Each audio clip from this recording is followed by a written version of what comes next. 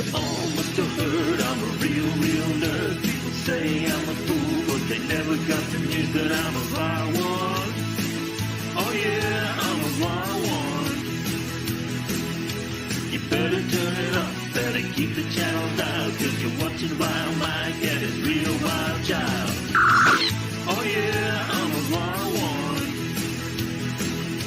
You better turn it up, better keep the channel down, cause you're watching Wild Mike and his real wild child.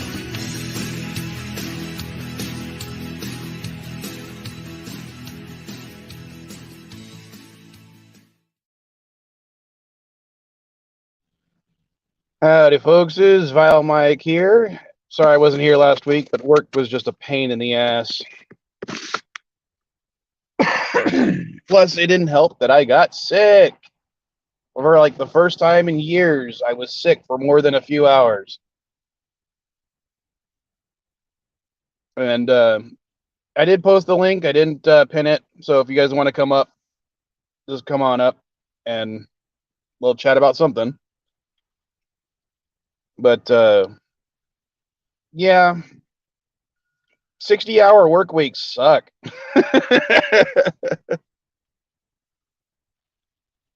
Uh-oh. Okay, I need to get this straight real quick. Is it possible to have a scrambled omelet? All omelets, I would say, are scrambled. Why? Ooh. Oh, you better hold on to your seats, folks. We might have an interesting argument this morning. What's going on, Vile Mike? Tired because I had to work 10 hours yesterday because of Thanksgiving and Black Friday. I was not allowed to work those days, and that meant to actually work as my full schedule. I had to work Saturday, which sucked. Okay, Vile. There's a difference between scrambled egg and an omelet. An omelet's not scrambled. They're similar. No. I would agree with you that scrambled eggs and omelets are different things. Okay. But the base of a omelet is still scrambling the eggs. It's just not quote unquote scrambled eggs. Scrambling the egg is the whole thing that sets it apart from scrambled eggs. Okay, scrambling the egg is when you're cooking it in the pot and you're moving it around with the spatula or the fork, and the eggs are getting height and definition.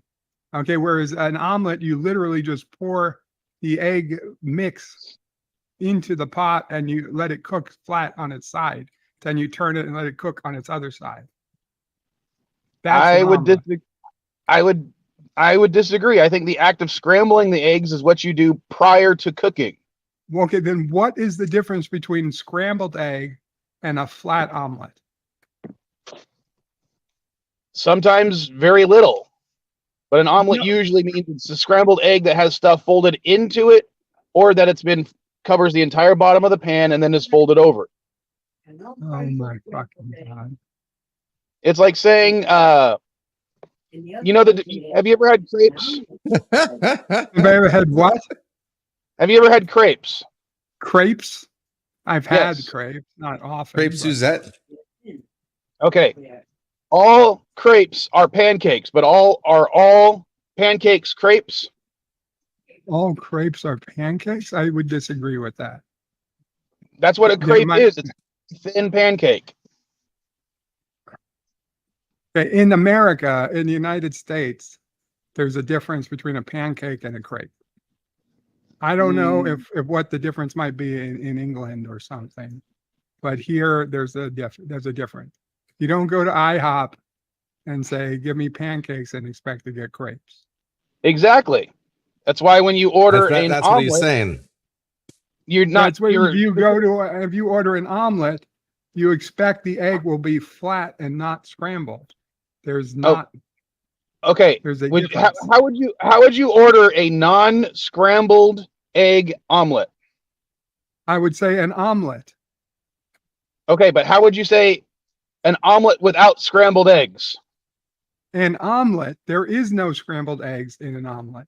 The I don't first thing have you to. do is you scramble the eggs for an omelet. think No, you put them don't. in You butter, don't do mix them that. up, and you scramble them. You are no.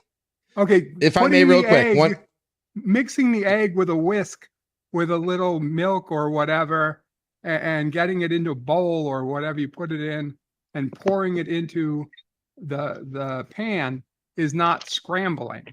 Scrambling comes at the point of cooking. That's Okay, the when point. you're cooking and the heat is on, and then you're using, like I said, a spatula or something to give definition to the egg. That is the act of scrambling the egg. What you're doing before that, that's not scrambling. That's just preparing egg mix.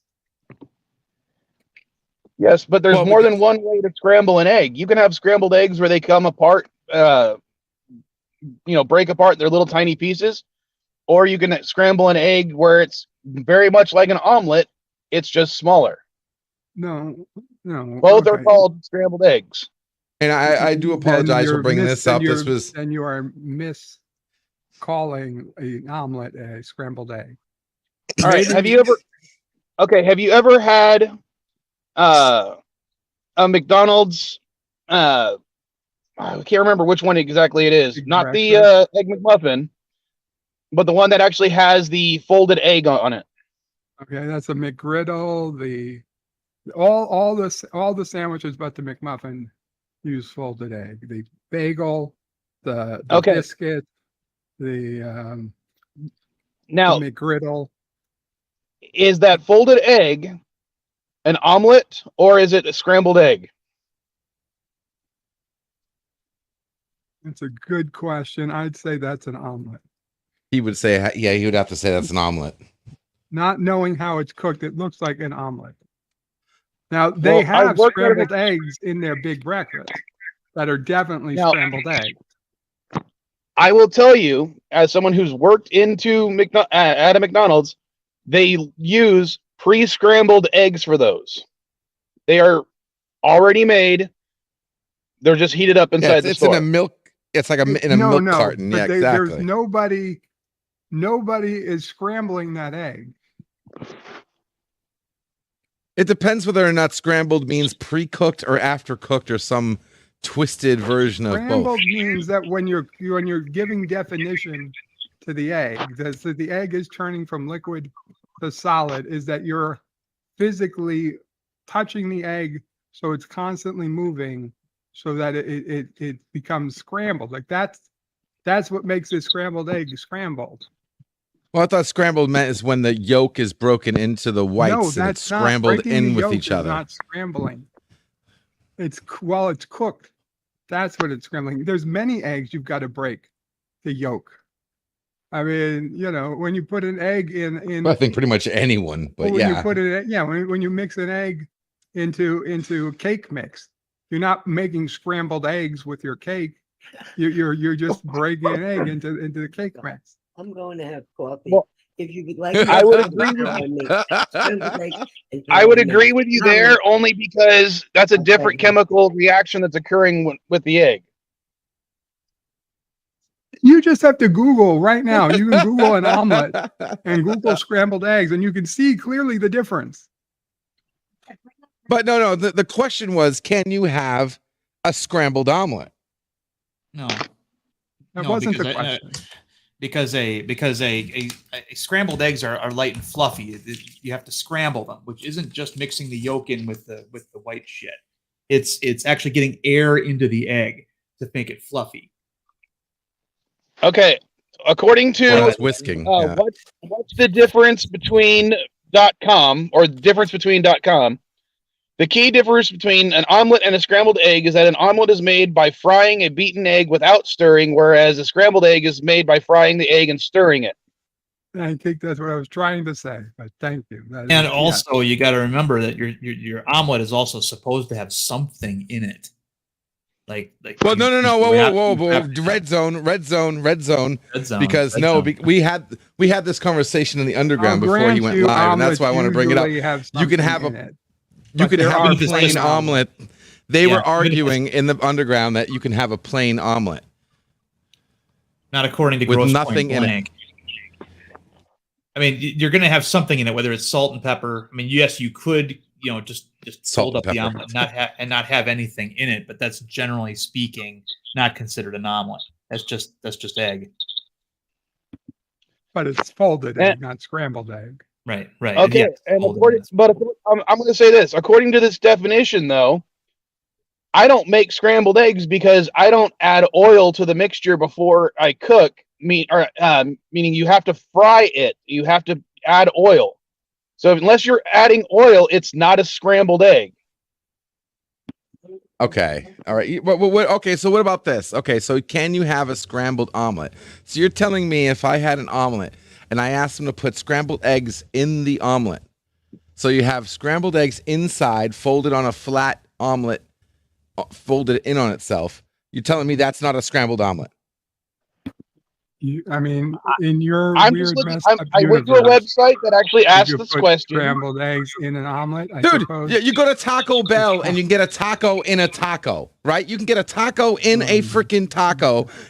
Can't you have eggs inside of eggs? Yes, so you make a cheese, bacon, scrambled eggs, and you put it in a plain omelet. Fine. You want to say, is it possible to make a scrambled egg omelet? I suppose Yes. it is. But that's not what you were asking or saying this morning.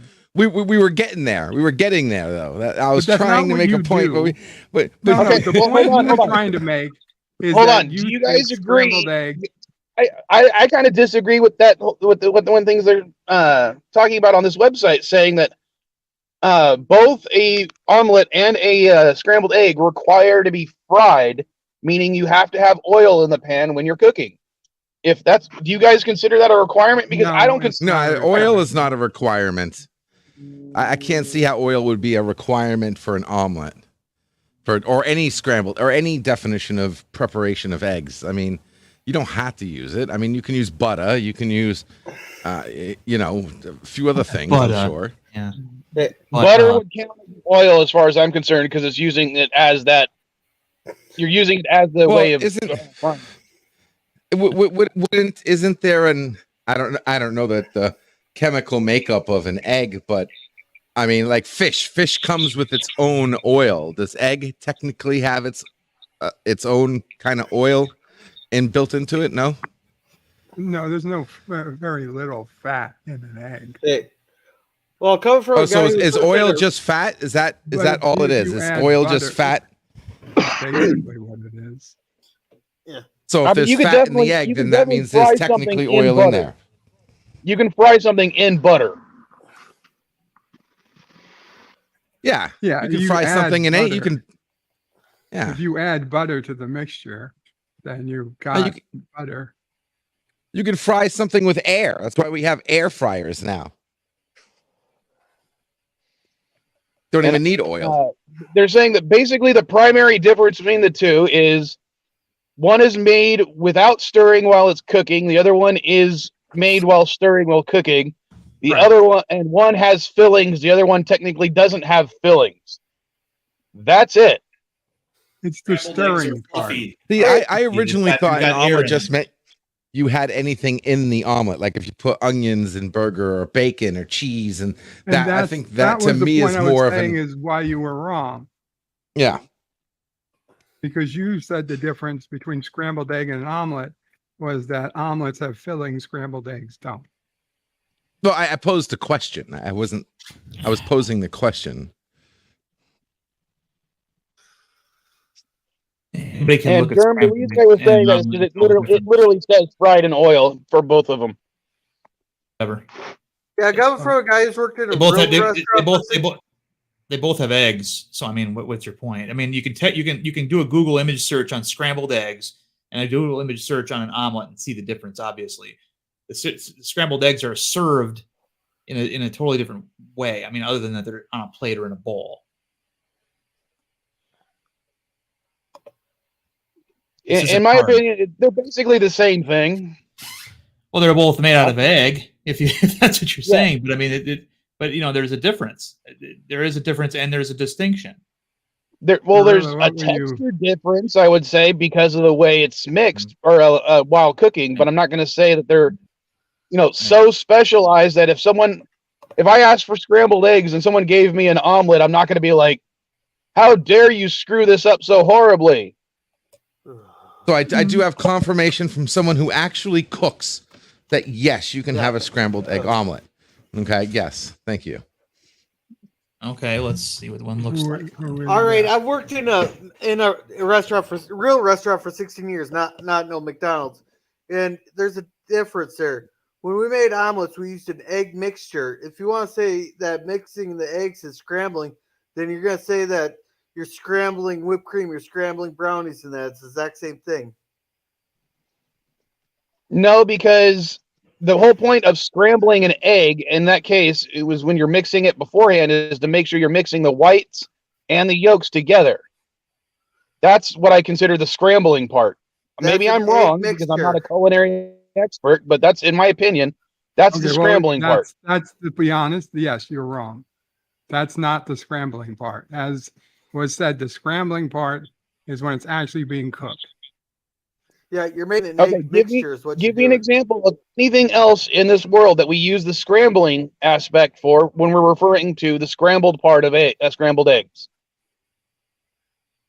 What else I don't know of exists? any other food that served scrambled.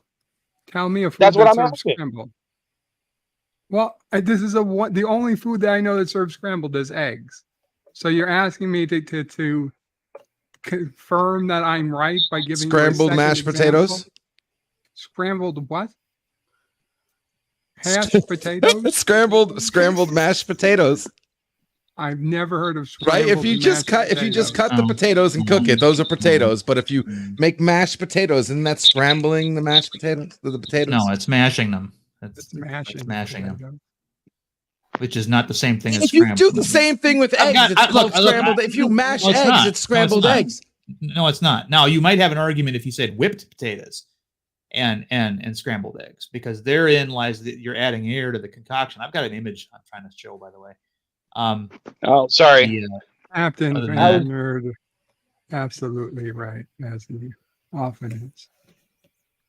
Yeah, it's not showing up for me that you're trying to share an image until I actually click on the frickin' thing again.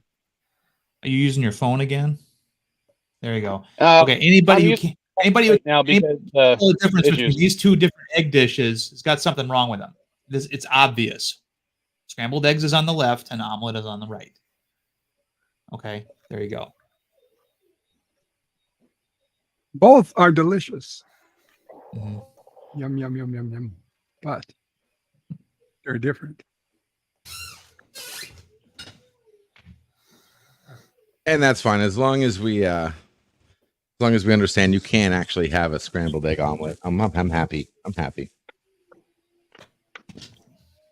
While you can have a scrambled egg omelet, I'm 100% convinced that if you went to Denny's and told them you wanted a scrambled egg omelet, they would either ignore you, laugh at you, or spit in your food. I mean, I would say that if you made scrambled eggs in one pan and you made an omelet in the other, and then you put the scrambled eggs in the omelet, then you'd have a scrambled eggs omelet. Yes. Yeah. Thank you. Thank you. Yeah. It's an omelet with scrambled eggs. Which believe it or not, some places are doing this, by the way. Absolutely not. You kidding me? There's something to be said about scrambled eggs if you do it right. But no, I can go to Wawa and you can get an egg omelet. You can get an egg burrito. I don't remember what they call it. Damn it. But you can. It's like you can get eggs in your egg omelet in a burrito at Wawa right now. And they kind of call it like an egg omelet burrito. I believe that's exactly what they call it, actually.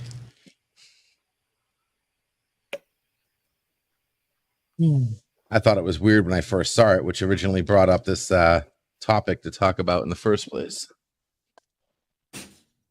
Well, Indy is asking, what other ingredient in food comes in two parts that you can separate or combine? And other than an egg, I can't really think about it because I was thinking, maybe oil and vinegar. But no, because oil and vinegar tends to be a single ingredient. Or no, it tends to be two ingredients that just don't mix properly. Maybe a vinaigrette that is already pre-mixed that you have to shake up before you stir in. I don't know.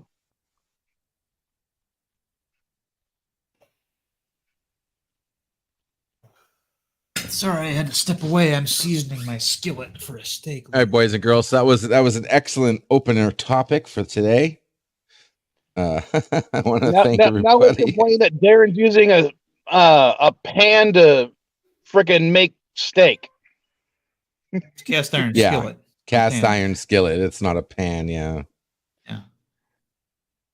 Sorry, no, I would rather still have it in a barbecue I like my grill. steak on a grill. Yeah, exactly. Well, I mean, but there are people who put the pan skillet in the grill. I've seen people actually do that, which confused the living hell out of me. But okay. Now, if you're, I prefer them on the grill too, but I don't have the option to grill out, especially in Wisconsin at this time of year. So. Oh come on! I was just grilling yesterday. Yeah, well, I'm not in Wisconsin, but that and I don't have a grill. Unless you're just using the pan to give it a nice crust. Right. Yeah, I would say it. So, yeah, I just sear it in a cast iron skillet. So. Hey, Cap. Hey, everyone. What's going on, buddy? I'm alive. I'm a cast iron guy. So. Hells yeah. Hello, Captain. Hey, was everything okay last night, Cap? Yeah, I took an edible and fell asleep. Oh, is that what it was? I was like, because you were answering. I was like, yeah, did he pass out or something? Oh yeah. I mean, you're still in the underground. I don't know if you knew that or not. Oh, I did. No, I knew that. I figured. Okay. I figured you didn't care. But no, I took. No, I don't. No, I don't care. I'm just saying you're still in there right now. I didn't know if maybe you forgot you left a window open or something. Oh no, I knew I had it open. I just wanted to. I just kept falling asleep. Cool. So, yeah, it's what happens when you take 2 edibles instead of the 1. Oh Lord. Oh damn. Well, you should remember to always have a mango before you have those. Really? Mangoes are scientifically proven to enhance and gaslight the effects of any THC in your system. Ooh. Damn it, I just went to the store. I wish I knew. You can Google it.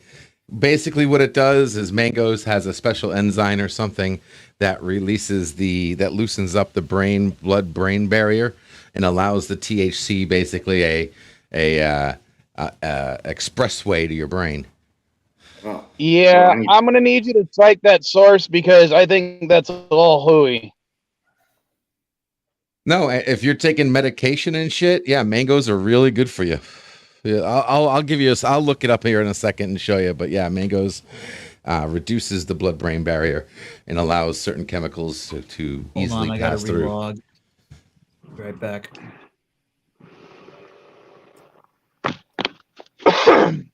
So Friday, I spent the day with the kids, and they wanted to go swimming despite the fact that it's late November. So I decided to take them to Mission Beach down here in San Diego. And they basically put their feet in, said it was too cold, and then wanted to leave.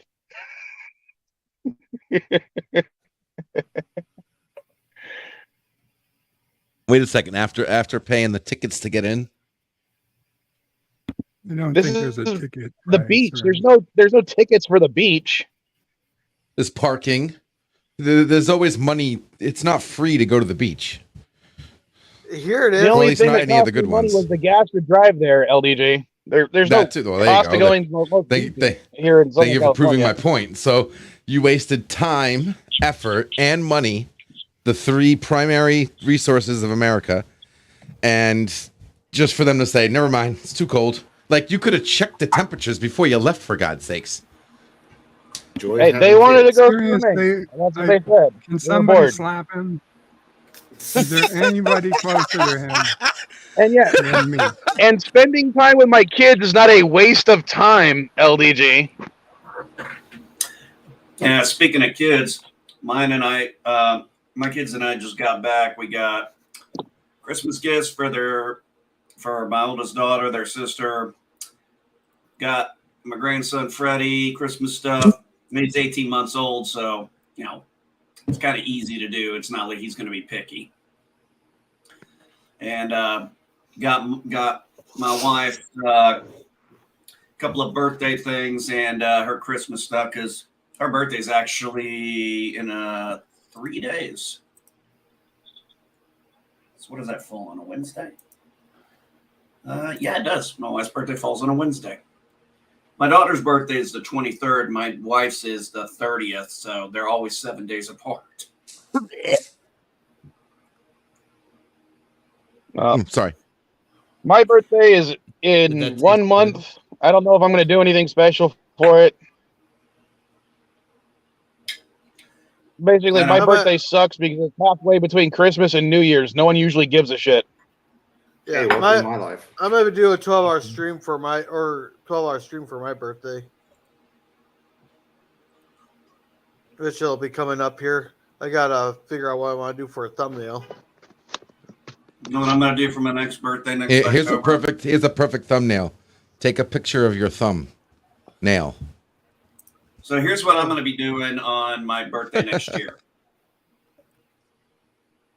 Not much different. Not much different than any other day. Hey, I finally got to go to my toy store, guys. I hadn't been able to, money's been tight. So picked up new 2 gems to be able to be able to display in the future. So I didn't have. E.T.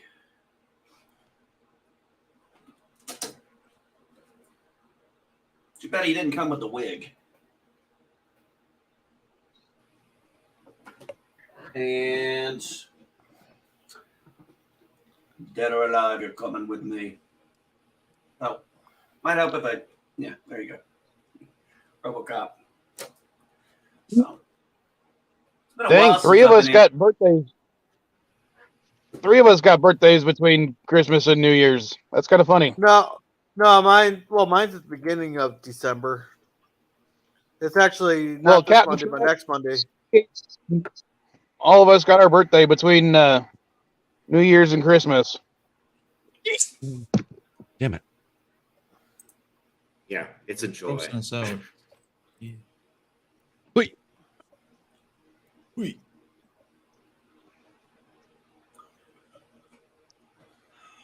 So I finished Wednesday last night.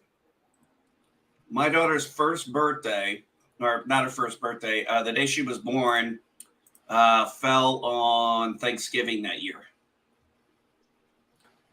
It did not pop up. Her birthday did not pop on Thanksgiving again for, I believe it was 2016 when it happened. So 16 years. If I remember correctly. You think it'd land every 7 years? You would think that. Yeah, but Thanksgiving is not judged based on a single date. It's based on the last week. That's probably why. Yeah. Well, yeah, it's the last Thursday of the month, so it just happened to fall in it that year. Nope, wasn't 16.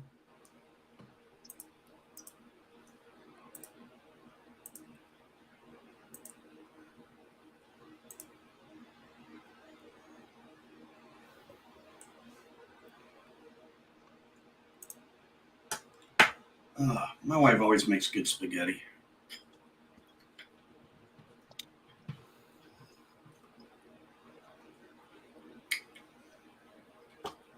So what have you guys watched recently? Prodigy.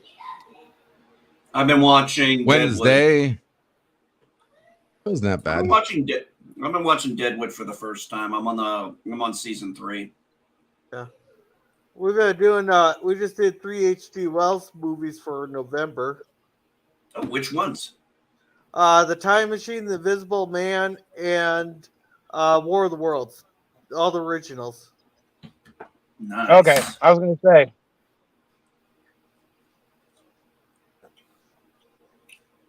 I always thought that the Time Machine movie that came out like in the early 2000s era was very underrated. The one with Guy Pearce. Yes. I'm gonna go to sleep soon. All right, buddy. Yeah. I'm gonna give you a hug. Yeah, I like that one a lot. It had Jeremy Irons in it as the mutant leader.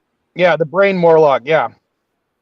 I gotta be honest, Hug that warnings. is an underrated. That is an underrated sci-fi movie. I thought it was pretty damn good.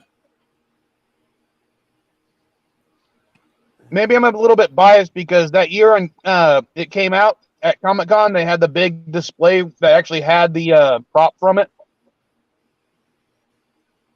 And God, that prop was freaking beautiful.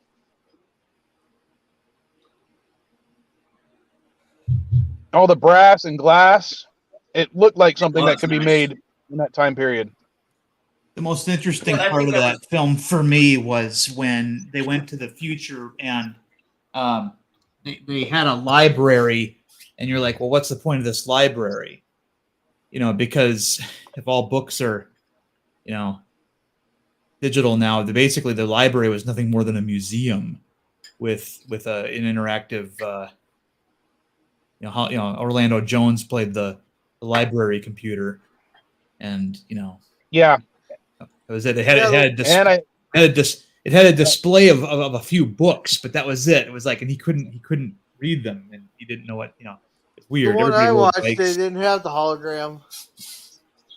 I thought it was interesting how it seemed like every time he tried to go back and save her, something ended up killing her. It's like in like Doctor Who, it was a fixed point in time. Nothing you're going to do is going to change it. It's going to happen. And then when he gets knocked unconscious and goes, however, what was it, 10 million years into the future? I love the graphics they did for that. Well, the reason why he couldn't change that the past was because he couldn't use the time machine to do it. Because the whole reason why he built the time machine was because she died.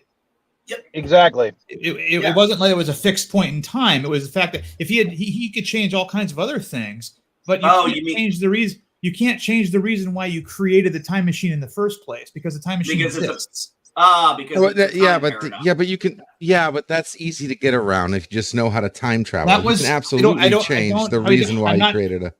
We don't care, LDG. Not you. I'm not talking about movie. We're talking about the movie. Carry my foot up your ass. I'm just saying. Which I agree. Yeah, within the context of the movie, a grandfather paradox would have been impossible. That's what he's saying. Right. Watch the movie first, and then open your mouth. Which movie is it? The Time Machine. Know what movie we're talking about? Or Guy Pearce. Yeah, sorry. I'm actually doing things. What was it called? Time Machine. Okay, that's right. The Time Machine, the remake of another film, which was based on a book. So all he had to do was go back in time, save her life, but still make it look like to his original self that she died. Simple. Shut up, LDG. I'm right. Can't prove it wrong, buddy. Well, no. Except for the fact that it took him because he never would have over a decade to make the thing, so he'd have to put her into a coma or something. That would exactly. Right. Would still that wouldn't work. That wouldn't work within the context of the movie. Now you're going so far beyond the concept that it's not plausible. I don't know. Because it really helps to watch the movie when you're talking about a movie, LDG. Yeah, it really helps to keep talking when you need to keep talking. Yeah. Dude, it's fine. Time travel movies are by definition all broken. Yeah, there's not. That's why there's not one perfect time travel. Fuck you want. So I have. So you know what? If you don't like my imagination, that's fine. But don't hate on it. We're not talking about your imagination. We're talking about a piece of film work. It's not about what does film work do? What's the number one thing a film work does? It's not about the imagination. It's not about everybody. Never said it was. You haven't seen Just the movie, so let us discuss it. What was that?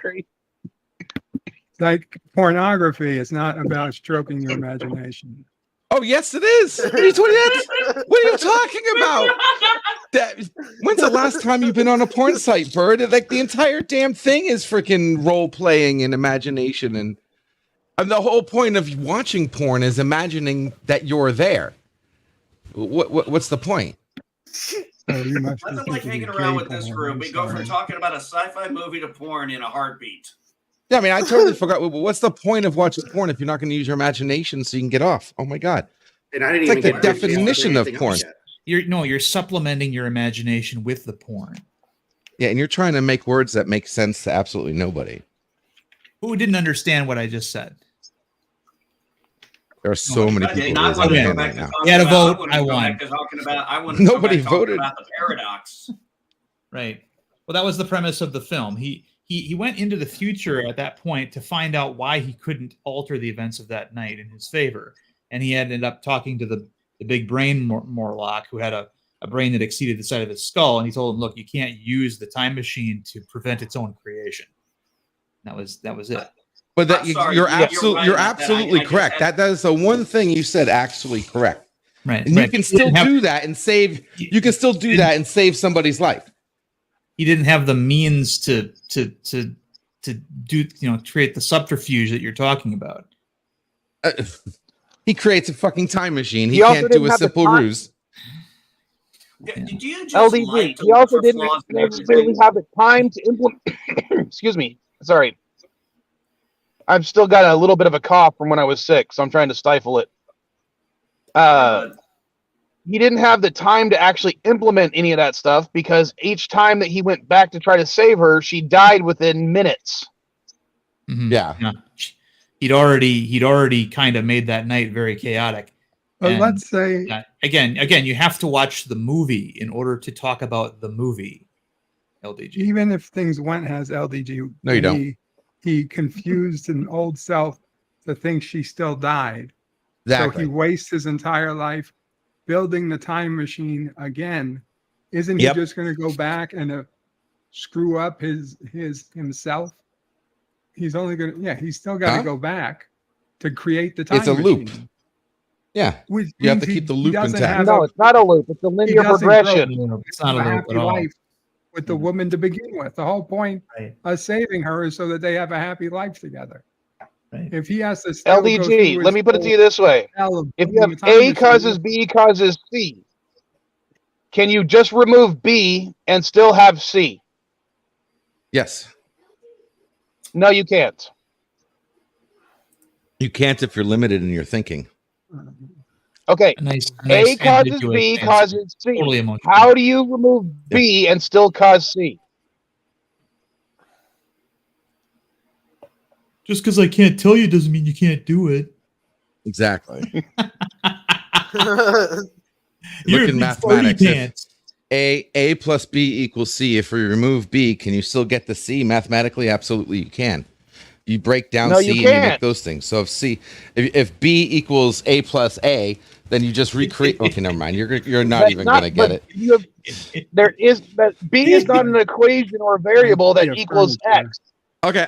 Here we go. So you go back in time. You go back in time to change the fact that you're at one particular moment in time. Your direction. What is it? Someone took your attention, made you turn your head left instead of turning it right. You remove that thing that made your head turn left. Right now, you never look left. Right.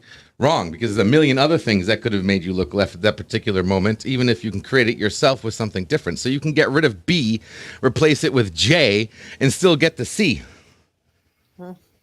No.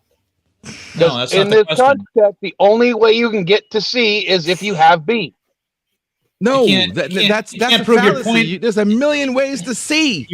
You can't. No, there isn't. Math is math. The point of this LDG is there is one path to C.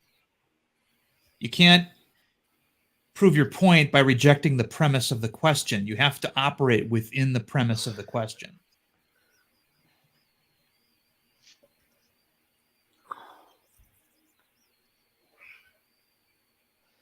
All right, LDG. It's okay. Hold on. It's okay. LDG. It's okay. It's okay. LDG. What? I want you to say A, B, C without ever saying B. And then tell me you still said A, B, C.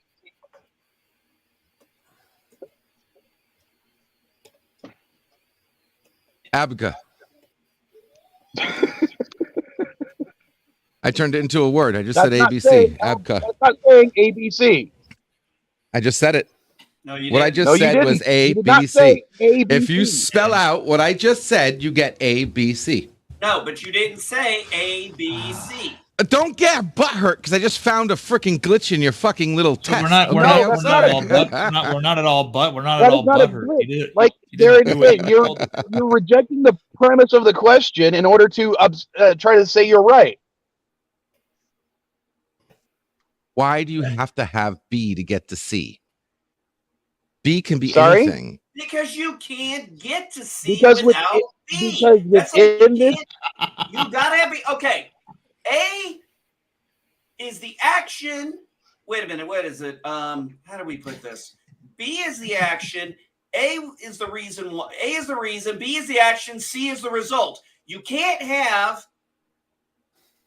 A without and get C. All right, so you want to B. go? Okay, here we go. How about this one? I think this is simple. Okay, I might I'm even done. get one of you understanding.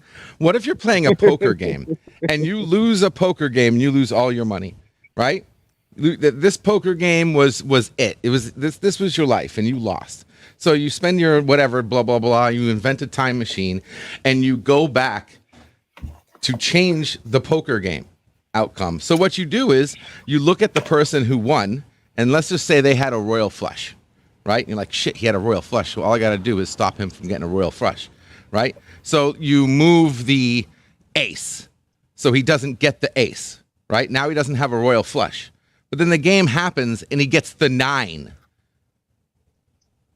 That you just took B out. B popped right back up.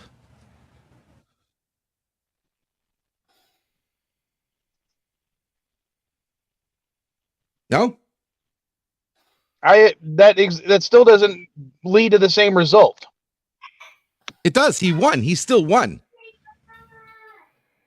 The guy still won the poker because he got the 9 instead of the ace. No. He still had a straight flush. Okay. But did he get it? Did he have a royal flush?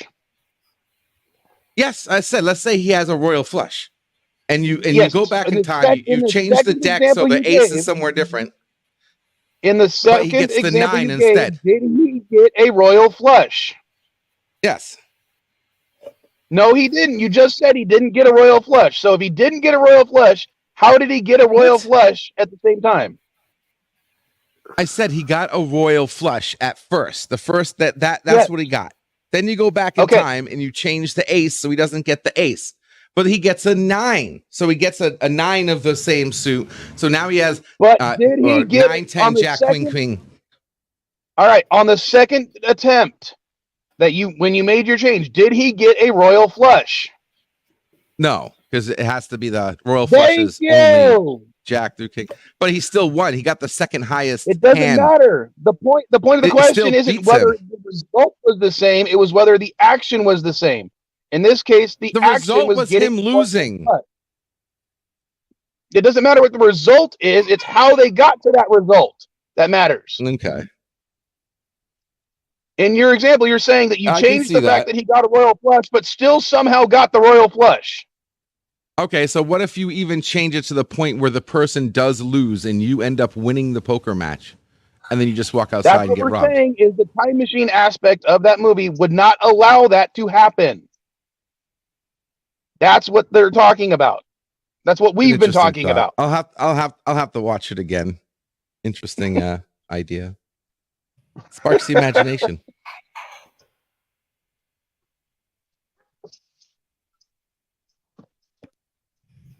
Also, it sparks debate. What MD was saying before we went off this tangent, maybe, was how cool the moon crashing scene was. Was that what you were talking about?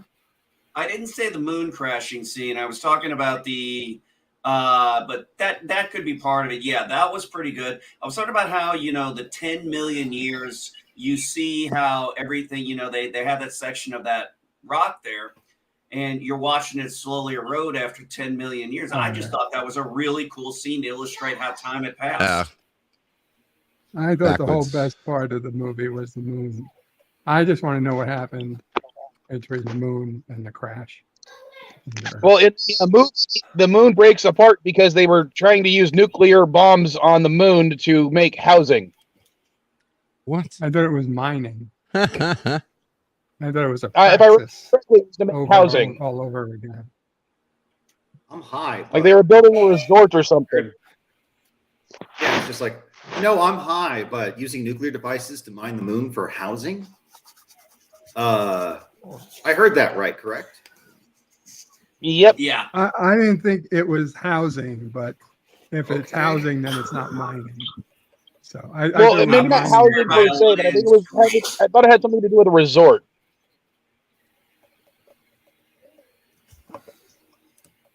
Like they were building. I like how, it was interesting how, as he's going forward in the future, that's when it suddenly crashed. He gets to the time when the moon explodes, and then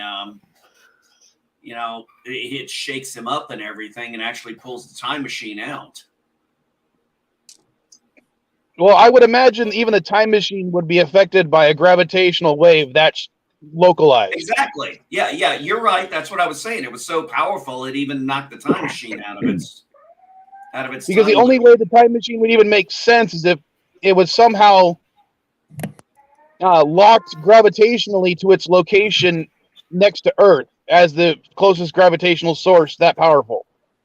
Now, because otherwise traveling through time, wouldn't have made any sense whatsoever, because if he's static in space, but not time, then, the entire solar system would have traveled way beyond him after a few years.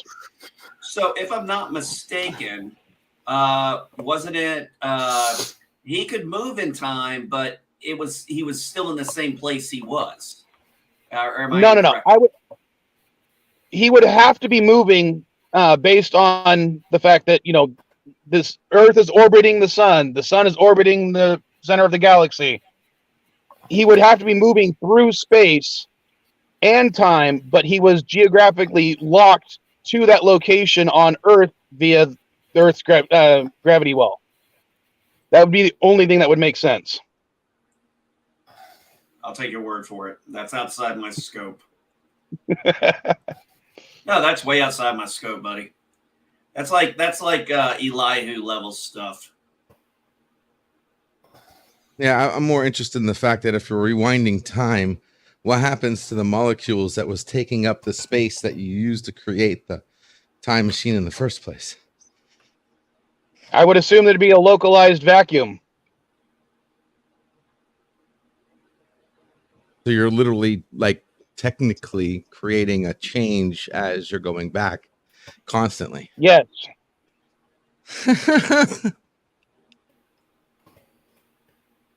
Or maybe, there'd be a vacuum at the point of when you left, but who's to say what your molecules are actually traveling through while they're traveling through time? God, that makes it even more of a headache. Yeah. Because every molecule that made up you, the time machine, everything in there, right? So let's say if you used a piece of wood, that means wherever that wood came from, there's a tree in history now that has a weird fucking gap in it. But that would assume that the molecules of the time machine and you are traveling through time, but still within that frame of reference. Yeah, I don't see how that would actually. You're going backwards in time. You're going backwards in time. So whatever is inside that bubble is not reversing with the flow of time. I would say that the bubble has to be. That's like me taking a puzzle piece from a puzzle and going in the time machine and rewinding time. What happens to that piece? That piece is always now going to be gone. Hold on. We got our science guy. Hold on.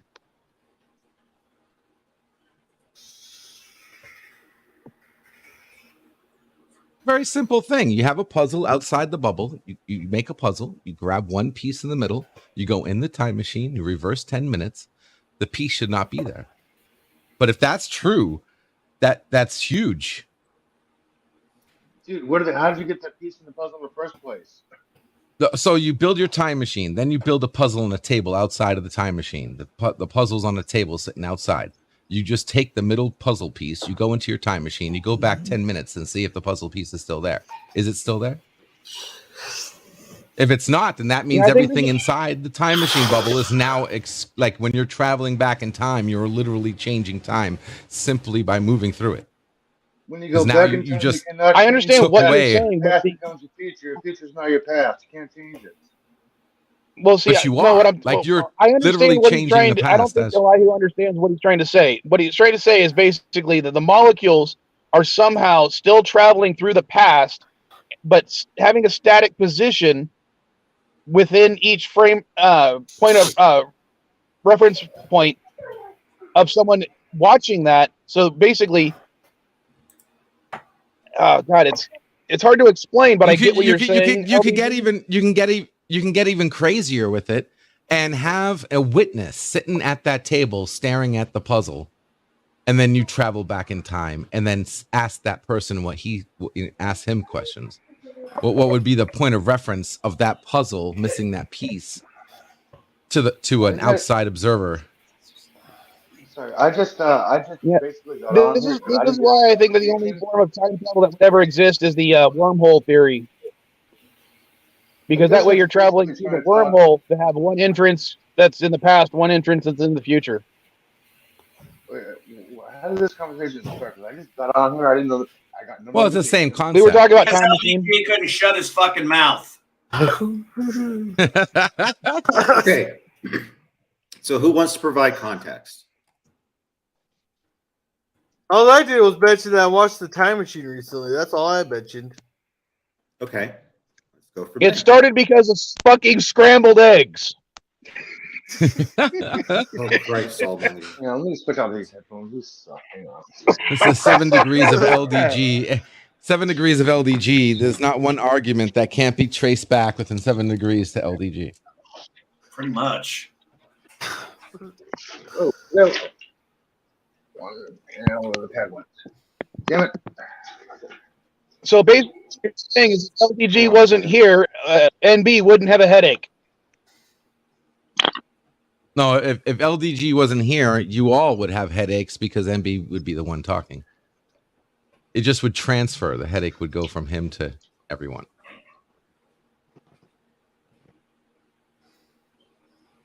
Yeah, I'm really trying. I'm like honestly trying here. I know you're Yeah, trying. That's what makes it so sad.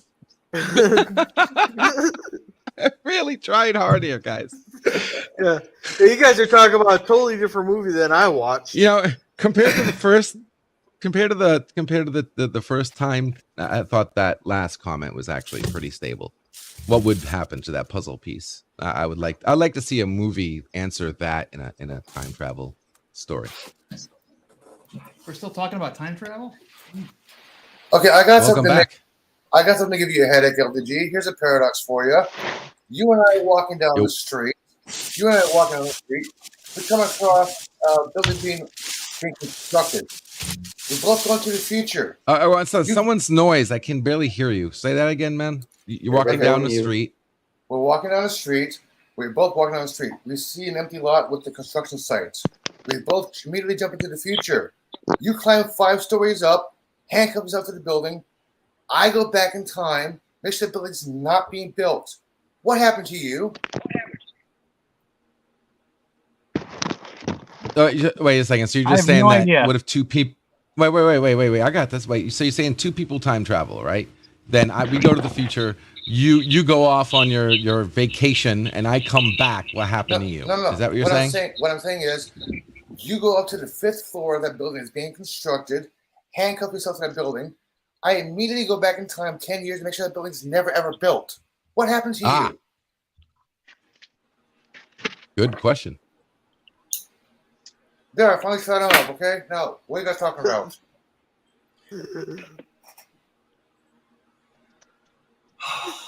Hopefully we're done with that conversation.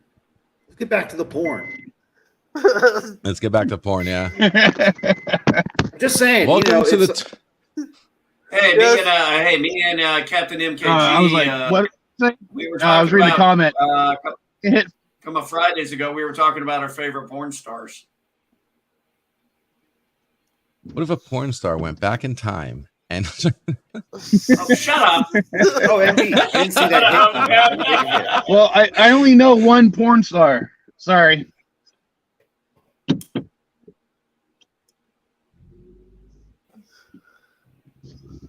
Welcome to the 21st century, where Although- porn became I really want to do an interview with her, but I have to go drive to her house, and she lives like an hour's drive away in BFE, San Diego. Are you talking about April?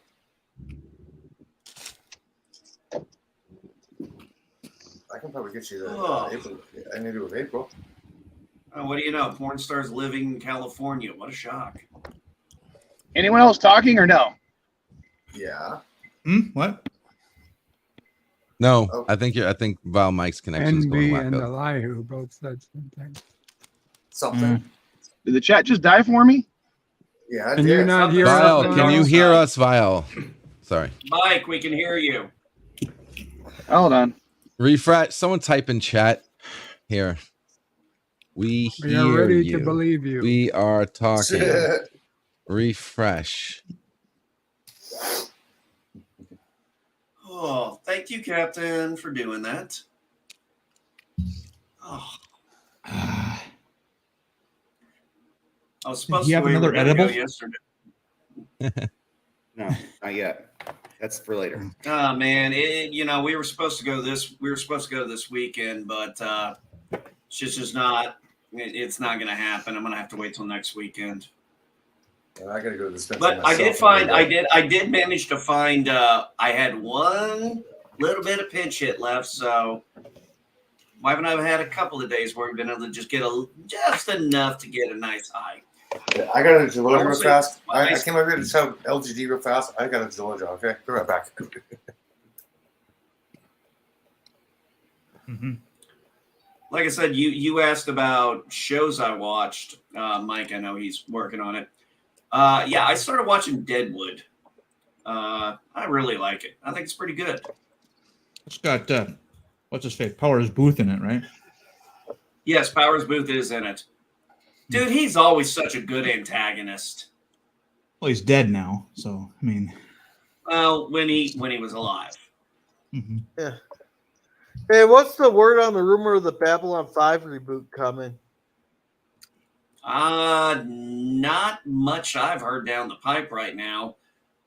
I think I know the CW's been bought out by. Pretty sure the CW has been officially bought, and Flash is pretty much done after the season. So I think the only thing they have left from that Arrowverse is that Superman show they have. Yeah. And from what I understand, huh? Who bought the CW? I have to double check that, but I think somebody bought it. What's sad though is when the CW. For those who don't know, the CW was basically UPN and the WB combining. Mm-hmm. And the sad part is, for those of you who don't know, the UPN, that was what the original Babylon 5 was on. But one of the things was when I did a video about comparing what the WB's quality of shows were versus the quality of shows the CW had, because I actually stated that I went through the list, and here was the thing about the WB. It had a very diverse list of shows. You had things like Felicity, Dawson's Creek, or they had Smallville, they had Buffy, they had Angel. They had something really for everybody to find. That Babylon 5 was not on UPN. It was on the WB initially. It was? Right, because it was in competition. Because it was in competition with Deep Space Nine, there was that whole kerfuffle. There's no way it would have been on UPN. But I'm looking at information here. It was okay. I might have been okay. If I was wrong, that's on me. But that's fine.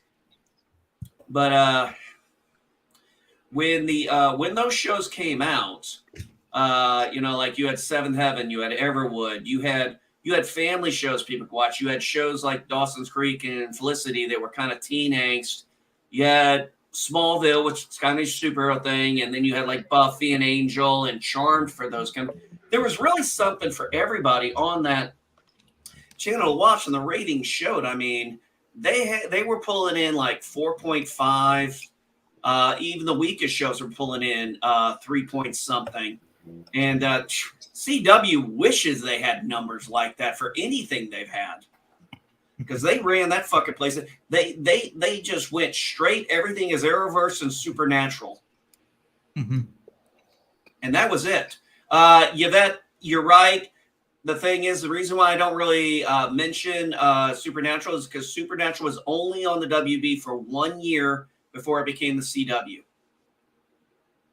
It was one season on the CW, but you on the WB before it became CW. But you are correct. It did start out there. And Several we lost shows. Mike. I think he's still trying to fix it.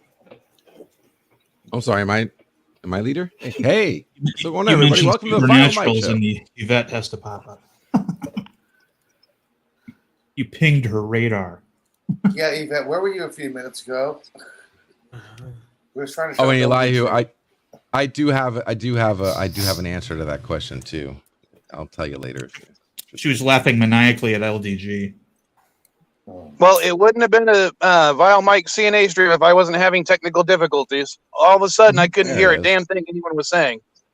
Yeah, part of the charm. That's why I need a better computer, folks. We're gonna finish up nerdy again. Can you swap me and Darren's positions? Because Oh, God. I need to study both of their avatars and figure out which makes more sense. Thank you. Guys, I don't know if you saw when I shared it, but God, I could not believe the fog yesterday. Yvette saw it on Facebook. I was just like, oh my God, I couldn't believe the fog. It was thickest I've ever seen in my life. You couldn't see. I looked on the weather, and it was like, yeah, visibility 1/4 mile. I'm like, yeah, barely. I gotta send Yvette some pictures. I forgot she's not on my social media contacts. Yeah, I think the worst fog I've ever seen, I couldn't see more than 10 feet in front of me. That's called driving through a suit. Yeah, I could not see a damn thing, and I'm talking. This was 8 o'clock in the morning. 9 o'clock, it was still thick. In our area, I don't think it lifted all the way till 10. And about 9:40, I went ahead and took my son because we went out to the range. And I think both of it, I shot probably 70 rounds. I think he probably shot about 100, 150. And they're called rounds, not bullets, for a reason. Yep. And even the funny thing was, Mike, my son's 15. But even he knew. I said, you know what? I said, you know why they don't call it a bullet? He goes, yeah, the bullet's right here. This is the casing. That's the firing pin, and there's powder inside.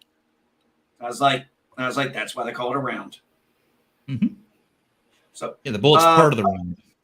Yes, the bullet is part of the round. Right. Absolutely. But not the totality of the yeah. Yeah, exactly. You're correct. Yep. I'm good. I'm glad I still know that. Obvious. Unlike NB Geek, I didn't spend a lot of time around firearms when I was in service. So no, I spent a lot of time around them. That's what I said. I'm just unlike NB Geek. NB Geek, I didn't spend a lot of time around firearms. I mean, I qualified on them, and then I'm sorry, I'm sorry, man. I didn't hear you say unlike. But we. I think he was making a joke. Oh wow.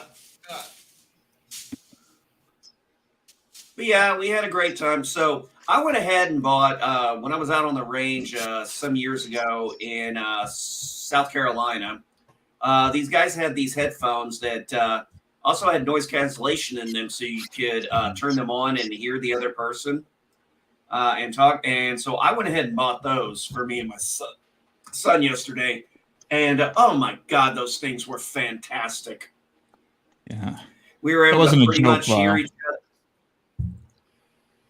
That wasn't a joke, Vile, but apparently you're all starting to get contaminated with LDG's anti-communication disease. Well, I would assume that because you were in the Navy, and you said you were qualified, you've had experience with guns. I have experience, but not as much. The whole point of what I was saying was that Grandpa Geek has comparatively much more experience with firearms than I do. I would say he has more experience than I do. Right. Well, Darren was in a submarine, and some things don't react well with bullets. You know, I mean. So I wouldn't expect ND Geek. Oh, sorry. Go ahead. Oh no, I was saying we were looking at the range stuff, and they're having a youth camp day at the range for 10 to 15-year-olds. My son is right at 15, and I asked him to come in here, and he's like, "Do you want to go?" He's like, "Yes." He didn't even hesitate. And the class is pretty much full, so he's gonna, have a full class. It's an all-day thing. He's gonna have a blast. He's gonna get some remedial training on rifles and handguns, and then they're gonna do some shooting rounds with rifles and handguns. I don't know what caliber. I would imagine probably maybe 22. Depending on. Oh my God! They're gonna give them training. How horrible! I know, isn't it evil? Sorry, that was just I got to do a little bit of sarcasm in that respect because my sister wanted to buy a gun and not take training. See, I understand it's every law-abiding citizen's right to own a gun. I am totally fine with that, but I have big problems with people not educating themselves on it. That's the thing. If you just buy it and you don't educate yourself on it, you don't know what the frick you're doing. See, that's the thing. It's there's a reason my son doesn't play with these things. He knows what they are because he's been educated on it. My daughter knows this. Well, MB, the way I look at it, everyone has a right to buy a car. Not everybody has a right to drive a car. Yeah. No. LD, feel free to own a firearm too, by the way. Make sure you get your whole head in front of the barrel, though. I'm just kidding. But I mean, my son knows. I taught my kids. The first lesson I taught them was the words out of my mouth were, "A toy is something you play with. A toy is just that. It's something you play with. A tool is something that can have maybe it can usually have more than one function. For example, a knife can have more than one function. Can a knife be a weapon? Yes, but it is primarily a tool. A rifle or a handgun is a weapon. And I flat out said, a weapon has one purpose: to kill something. That is it. Well, just like a prop is a tool, but can you use a prop to kill somebody? Yes, of course. A beanbag shotgun isn't designed to kill somebody, and that's a gun. So I mean that's hold on. What I'm talking about, I had to explain to somebody why I walk around with a knife at all times because it is a very versatile tool. Right. And they were like, well, that's you're just walking around because you want to carry a weapon. I was like, no, because if I need to open a box and I use my knife, no one looks at me strangely. But if I were to use a gun to open a box, someone is going to look at me like I'm doing something wrong. Right, exactly. Like the cardboard. You always judge it by the way somebody looks at you. Especially the way you dress now. There are some knives that draw attention too. Obviously, a switchblade is generally a more threatening weapon than a regular old Swiss Army knife that you have to pry the blade out from. Yeah, if I see someone using an actual switchblade, I just think that they're a moron because switchblades are not very effective as a knife or a tool. No, they're daggers. I mean, they're poking. Well, not only that, the fact that because of the spring-loaded mechanism, that the way it holds on to the hilt holds onto the blade is very loose and very crappy. You can't really use it even as a stabbing weapon more than once because that spring might break or the little pin holding it in place is going to break.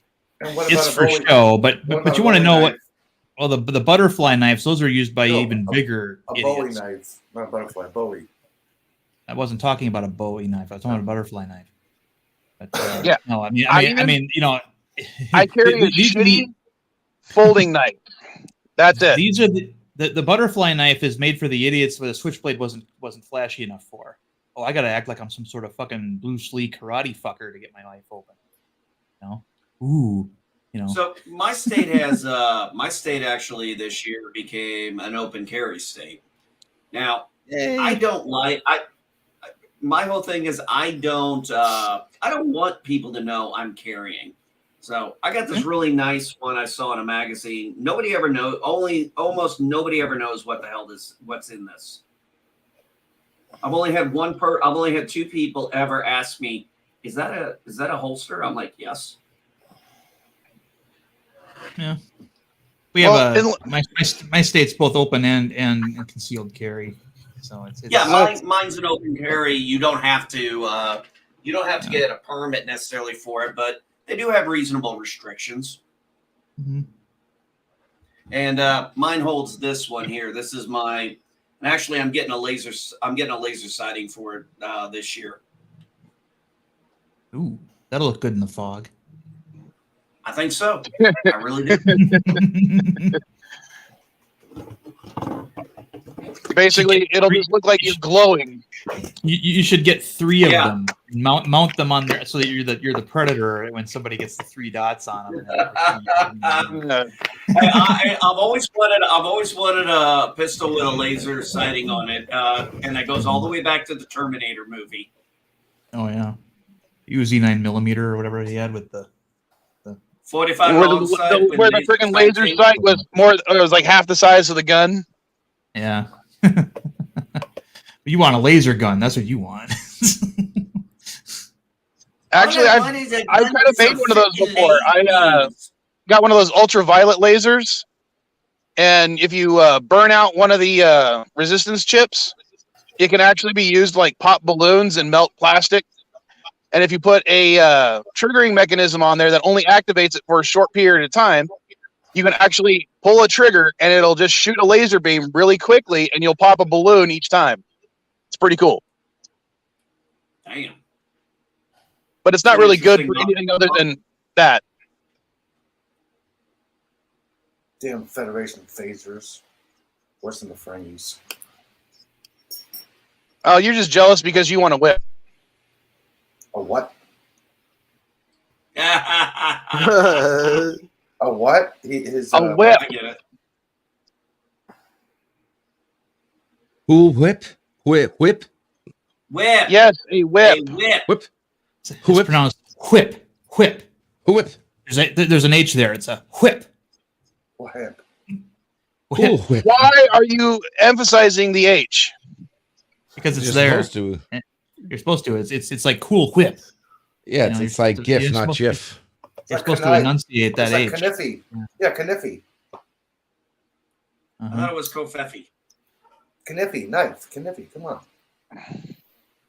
I heard Kofefi. I said Kniffy.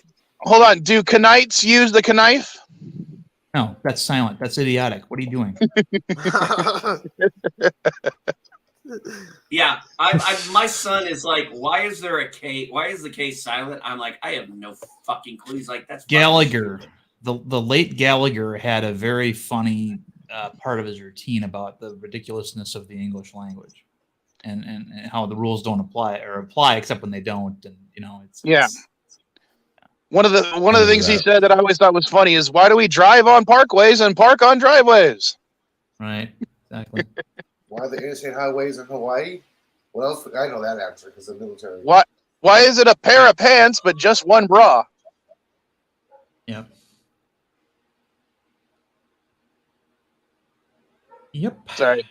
Why ask why? Just get high. Right, Captain MKG? The way I've explained it to my kids Absolutely. is English is a bastard language that just steals certain things from other languages. English is the board. It doesn't steal anything. It just absorbs them. That's not stealing. Yeah, English is the board. It's not stealing because people they quote steal from still have it.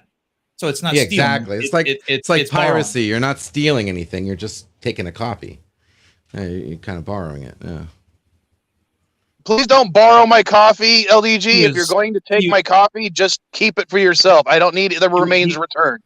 He was waiting to be able to plug in that statement. You've been waiting all hour for that. No, but I think my comparison is apt. The English is the Borg. It assimilates only if you hate English and those in the country that speaks it. No, I'm saying because your language will adapt to service us. Exactly. Words mean things that mean other things. Remember, what language does the idiot country who came up with the idea of Latinx? Latinx? From a language that is predominantly gender specific. Right. Algorithm alert. If it's an O at the end, it is a masculine. If it is an A at the end, it is feminine. Dr. AOC. Yeah, Yvette saying "fuck me." You know, that'd be one of the most entertaining debates ever. If like AOC and Donald Trump debated, that'd be like one of the most entertaining debates ever. No, it'd be pure emotion versus incompetence. Impure emotion. You know, against incompetence. Yeah. No, the pause wasn't an invitation to interrupt me. That's fine. Well, let's shy away from politics if we can. Yeah. I actually watched a very good video on the Weird History Channel about what it was like to be in the Hitler Youth. Let's not do that one either. Okay. And 1,000 here. Yeah, it's a good video though. On your own, I suggest going and seeing it. It's interesting. Yeah, that's why you should never watch Jojo Rabbit. I have a question, only because I watched it last night and I'd never seen it before. Have any of you guys ever seen the remake of Fright Night that came out about 10 years ago or so? No. Yes. 91 version. No. I like the 86 version. I don't want to see. Yeah, I like the original version too. Yeah. You know, I originally I clicked on it because I thought it was the original version, but I got to say I thought this newer one, because it's already 10 years old, was actually pretty good. Well, it's interesting to see David Tennant again, but playing somebody other than the Doctor. But other than that, I mean, it took away one of the most meta things that was great about the original, and that was the whole idea that in the 80s the horror genre was dominated by chainsaw wielding boogeymen and that kind of stuff instead of vampires. It was a commentary on a very specific time in horror cinema, and this new one doesn't seem to have that. Newer one. Good point. Yeah. I never saw the new one. I don't know. As much as I like meta humor and meta commentary, I still, as a dumb movie, I enjoyed it. Well, I didn't think that's the thing. I didn't think the original was a dumb movie. I thought it was actually pretty smart and clever for its time, and even today, if you understand the historical context. But if you just strip away all that, all you're left with is a competition between a teenage boy and a local vampire next door. And is that interesting? I don't know. I don't think it's as interesting. I don't know. It had a Rear Window type aspect to it. Colin Firth did I think a great job as a menacing vampire who liked to fuck with people. Well, he's usually good in everything he's in, but yeah. I mean, and then he had Anton Yelchin, one of his, obviously it was one of his last films. So. Yeah, that was so sad, man.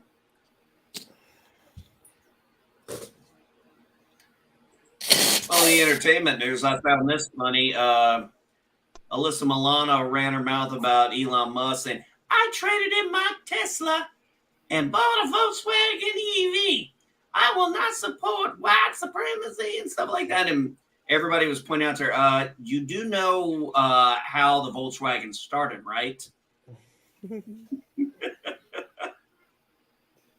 It's like, of course she didn't, because she's a fucking idiot trying to stay relevant. Started, not currently run by. Oh, good. Well, I would argue that even Tesla's not run by, because Tesla was not founded by Elon Musk. He just bought into it and became the hype man for it. I mean, he's a useful idiot for the company. That's about it. Useful Twitter. idiot. The most wealthy person in the world. Anyway, I gotta go. I don't think Elon Musk is the most wealthy person in the world. You don't think? Okay. I think it's him and Bezos. I think they're tied. I thought it was Bezos. Bezos is number one now. Yeah. Yeah, I mean, even he after has his been for a little after while, his hasn't he? divorce, which was one of the single biggest monetary transactions in human history. Oh God, I can't stand that whole thing about divorce. It's like, well, you have to give her your money even though she didn't do shit to earn it. Well, you're supposed to share.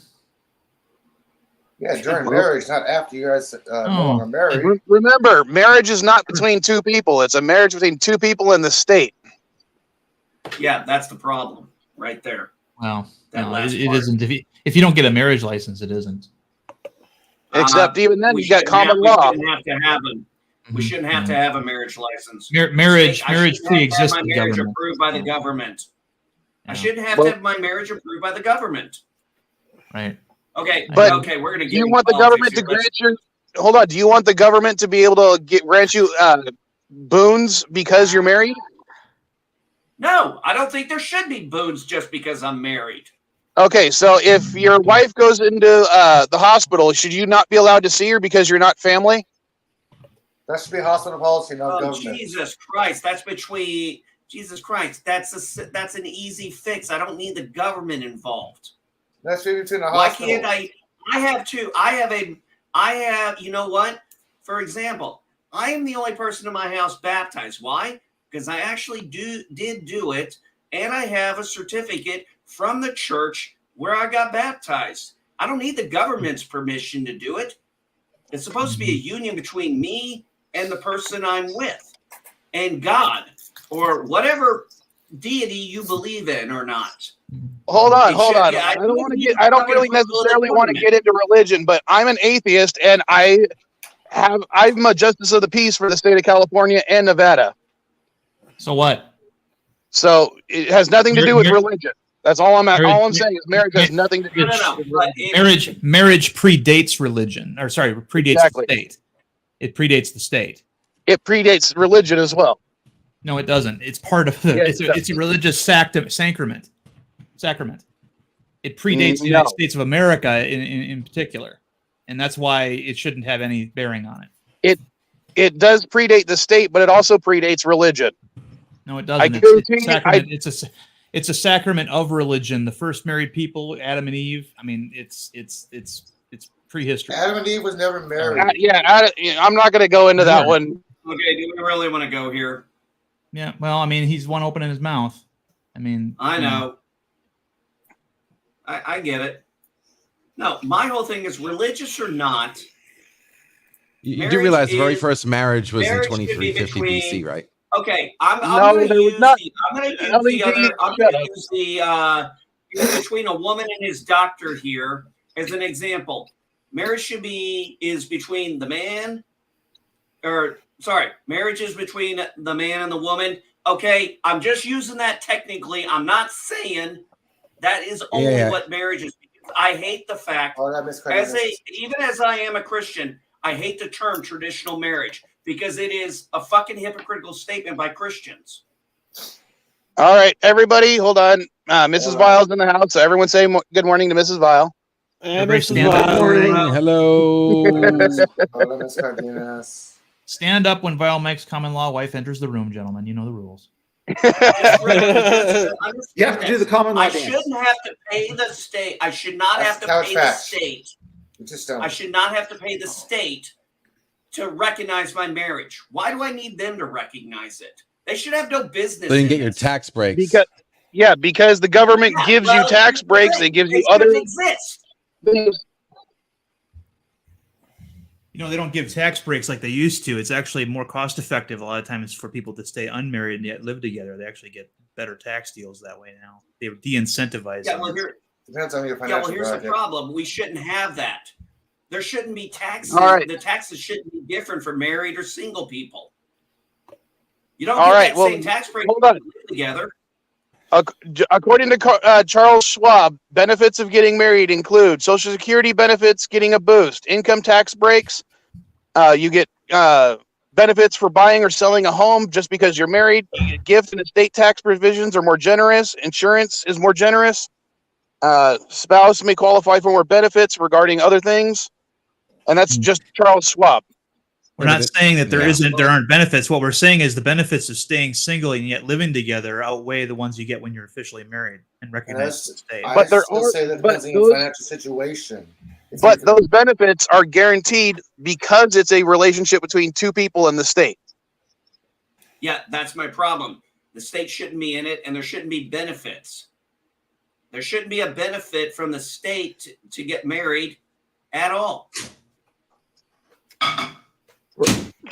In all honesty, personally, I would agree with you. And it's precisely why there are benefits provided by the state. We now have things like gay marriage and other kinds of marriage besides traditional. Yeah, but but that kind of marriage shouldn't have even had to have the state involved. Right. I mean, I'm a libertarian when it comes to this kind of stuff. I don't think that the state should be involved at all. I don't think the state should be involved in either. If you're two consenting adults and you want to enter a union together, whatever you want to call it, marriage union, I don't give a shit. That's between you two. The only other person that normally gets involved in this, if you're religious, is you and your creator. NB, I would agree with you. I would agree with you to the point, but I would argue, would you be okay with a polygamist? Okay. You wouldn't. The question isn't whether to be okay with it. Yeah. What does it matter if I'm okay with it? That's what I'm asking. Bring a union together between them. Okay, so you're on the same page as I am then, because as far as I'm concerned, I don't give a shit. Yeah, exactly. I don't give a fuck either. I don't care. Personally, the idea of having more than one. I will say I do know plenty of people that are vehemently against that. Apparently.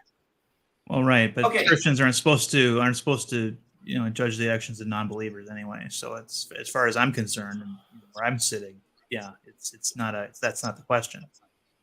Hey, it's not my decision to make. That's why I said I never was against gay marriage. Okay, I didn't say anything about gay marriage. No, I'm saying, but I never had a problem with that, and I don't have a problem with polygamy. And even if I do have a problem with either one of those, I'm not the one I'm not the one entering the union, and I shouldn't have that power to try and make the state stop them. Yep, I would agree with you on that. As far as I'm concerned, the only legal aspect I think the government should be getting involved in part is the consenting adult part. That's it. Yes. Okay, that's it. We agree on it. What do you know? You got atheists, Christians, and since you're into hypotheticals, Val, Mike, what if they suddenly said, you know what, you don't have to be a consenting adult anymore? Would you be for that? That would be a problem with that because that's what I'm saying. The only part I would agree with NB, but the only part I would say the state would have to be involved in is that it would have to be a consenting adult. Because if they stopped enforcing the consenting adult aspect, you wouldn't be for it then. Is that right? No. Yes, because I don't think that you should force anyone into something, especially if they're not a. I'm not so much into the consenting part as I am the adult part. That's what I'm really getting at. Let's say shut up. Let's say they said that a consenting adult was now somebody at the age of 10. And that was your state or the state that established that. Why would you use the word adult and say 10? Because that was a Jewish tradition. Because they can redefine what they mean by adult the same way you do in all your streams. But they would have to redefine the word adult then. Thank you very much. Not consenting adult. I just got done saying. Yeah. No, I know what I think. I know where Warrior's going with this. The term I get that, and society is what dictates what an adult is. There you go. Yeah, that is kind of the case. Because an adult can mean different things depending on the culture. You have some places where certain ages that we would still consider, children, they're considered a man or a woman because of the cultural traditions of that time. That's not it. That's And not I even would how say that, America does it today, because you have consenting and adults I with would argue, the only alcohol point and I would consenting argue is in adults with today's beer. society, we consider a consenting adult as someone who's over the age of 18. Yes, in this country, yes. Unless it comes to alcohol or some certain strip And bars. Okay, we're not going there. Stay on unless topic. unless it comes to medical benefits. All of a sudden, a 24-year-old is still Exactly considered a child. So, I mean, yep. If you're entrusting a government, especially one that slips and slides like this one does, then you're never going to have any universal, That's funny. I give an example. I get told to shut up, but this guy gives an example, and you guys don't say a damn thing. Huh? Exactly. I'm trying to tell you an example. He said, "Shut up." Same example. You don't articulate it as well. Okay, what else should we argue about? No shit, Sherlock. That's what I'm working on. No, Jeff Nerdy. What the hell's going on with you, dude? If we didn't all like each other, we wouldn't. Mostly because I've been working too much. I made you a board. Work. Well, I will. I don't really I meant to. I meant to message you. I got your message on Twitter, Elihu. It's just that yesterday I was working. I didn't have time to respond.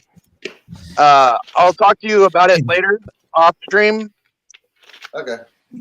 But I gotta be able to set it up on the computer to actually do Jetnerdy. NB says we all like each other. I don't like that Captain NKG guy. Fuck him. Oh, hey. How you doing? Fuck you. All right, there we go. We're friends now. Okay, you guys can talk about your sex lives later and stop fucking each other. I'm not this guy's friend, buddy. And I would say Gorilla is my friend, but I'm not into bestiality. So. Well, thanks. I really feel loved now. JP's, I would be somewhat happy to work less, but right now I could use the money.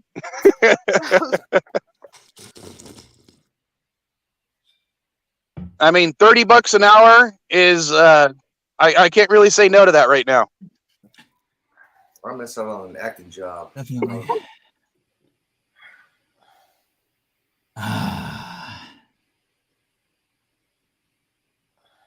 But yeah, the week I had to cancel, or the week before I canceled last week's CNA stream, I ended up working 80 some odd hours, or just 83 hours.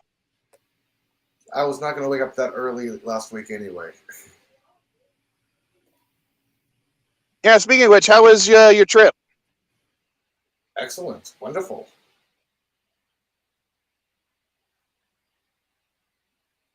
Best part was a helicopter ride.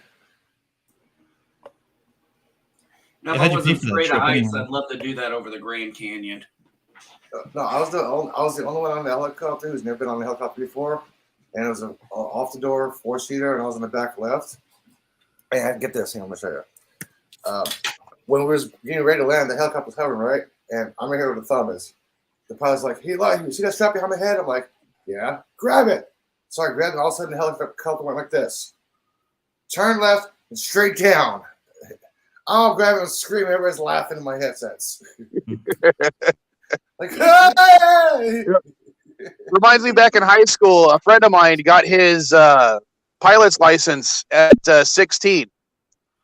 And as soon as he got the license part where he could actually go up in a plane without an instructor or anything like that, he took 4 of us up in a little Cessna-like airplane, and he was doing all kinds of maneuvers just to freak us out.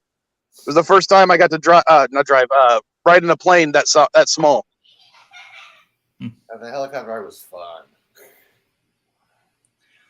If my acrophobia wasn't so, I've been in a helicopter once before when I was in the Marine Corps. I've never been in one since. Unfortunately, my acrophobia has gotten so much worse as I've gotten older that I don't think I could handle it without. I'd at least need to take some anxiety meds.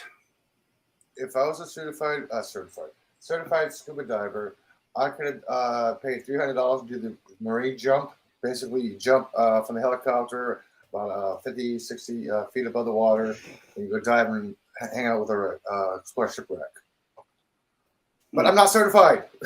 I couldn't do that. Well, I don't know. I think we're all kind of certified, just not in the way you think. Certified is yeah. You know, it's funny, MB. I don't really have a fear of heights like that. I'm only afraid of heights if I know I'll survive. Huh. It's not the fall that kills you, man. It's the sudden stop at the end, okay? Yeah. Yeah, my acrophobia, I actually know where my acrophobia came from, but it happened when I was 5. But it's because of an event that happened to me when I was 5.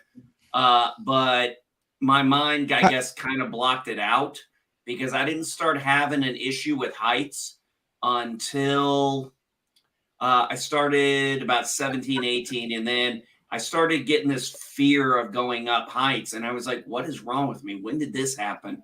And I had to actually talk to my mom about it. And I was like, Mom, I have this fear of heights. It's like all of a sudden I'm getting scared of it. I don't understand. I've been on planes and everything. I never had a problem. She's like, do you remember what happened in Germany? I'm like, and then I was like, oh shit. I was like, are we talking about with Paige? She goes, yeah. I said, oh fuck. Yeah, that's what caused it. So what happened was this guy who was a friend of my dad's in the Army decided to play a prank on me and said he was going to throw me out the window of and now we were on the 3rd story in a German apartment. And he basically hung my head and a little bit of my shoulders out the window. And I was freaking the fuck out. I was a child. And my mom came in and freaked the fuck out on him. And then my dad got home and said, if you do not get the fuck out of my house, I'll kill you. Yeah. So how do you know you're going to survive? Do you have a time machine? How do you know you're going to survive being in heights? What I mean, LBG, is like, you'll survive. If I climb a ladder, it scares the fuck out of me. But if I lean over a 100-story building, I'm not scared at all. Who's that guy who died? There was a pitcher who died by falling off the pitcher's mound. A pitcher's mound died. Yeah, I'm not talking really about outliers. I'm talking about if I were to fall, I would get seriously bodily injury, but not die. That's what scares me, not the dying part. So what? So is your house 2-story? No. What the fuck does that have to do with it? My house is 1-story. Well, if you're on 1-story, then you're not that high. You're only as high as your head above the ground.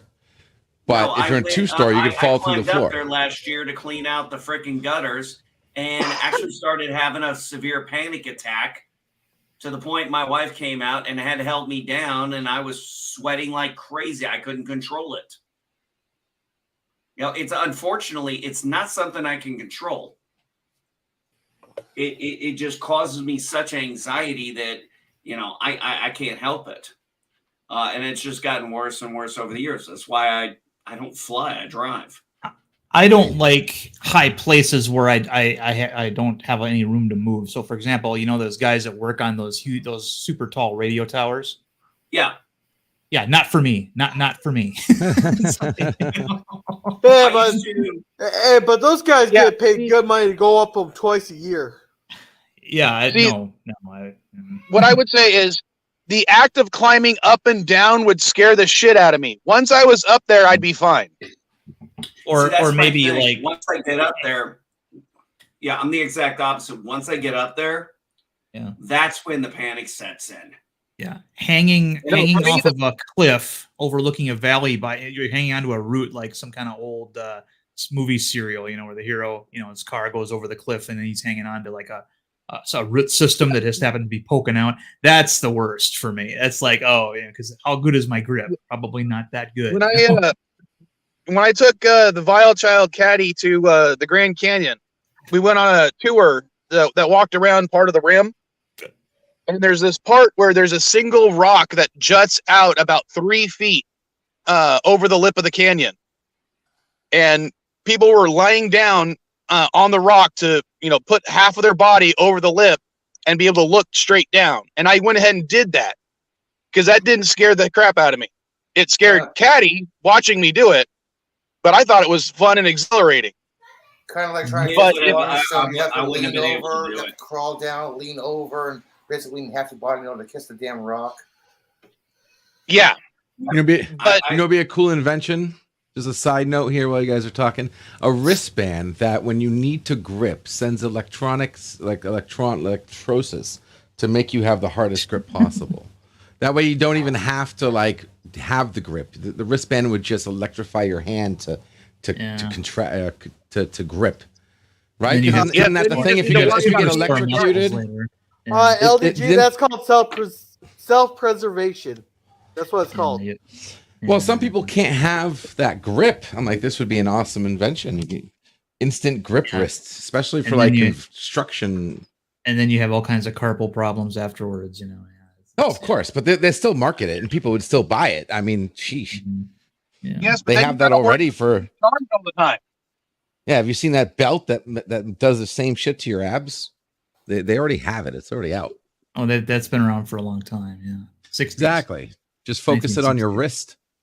Insta grip. From that time, you really need a grip, and then of course it would turn sexual. I'm sure you'd have. There you go. Guys, they need a hard grip. There's your retirement, LDG, right there. Go ahead and market that. And we circle back to sex here. Yeah, we would totally circle back. Like, are you tired of? Anyway, I'm done. Maybe Pee Wee Herman should market that, man. And Pee Wee Herman should market that. Go to the movie theater. Go. Have you ever tried to jerk off, but your grip was just too soft? What am I gonna do? I can't get off. Try LDG's patented grip electrolyzer. You might want to try first, man. Or ladies, are you trying to service your man, but he says he can't feel anything? Well, try this. Oh, I just got a bad image. Okay, all right, let's move on. We're good. Danger. Captain, are you talking, buddy? Are you a limp-wristed liberal and can't get it off? Okay.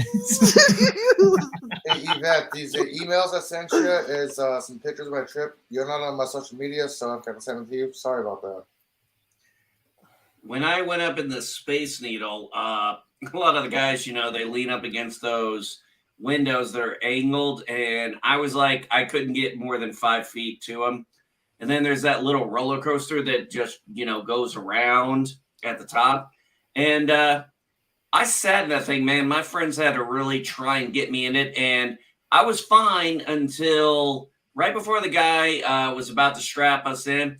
And the lady goes on, "You are currently in the highest roller coaster in the world at so-and-so, at 1,000 and some feet." And, dude, I jumped out of the fucking thing. I said, I can't do this. I would love to see you take a walk across the glass bridge over the Grand Canyon. No. I've already been asked about that. Have you guys ever gone to Six Flags and seen done the Superman the ride, where the one that just shoots you up a tall tower? Nope. Well, there's a bridge. I can't remember exactly where it's at, but people are walking across it, and all of a sudden the thing will just start cracking out of. Scare the shit out of people there, but it's just like a computerized bridge. Okay, next time you come to San Francisco, go to the middle of the Golden Gate Bridge and grab the bar, grab the bridge. You'll feel this. I don't even like going over. It feels like it's shaking. It's freaky as fuck. Elihu, I don't even like going on bridges.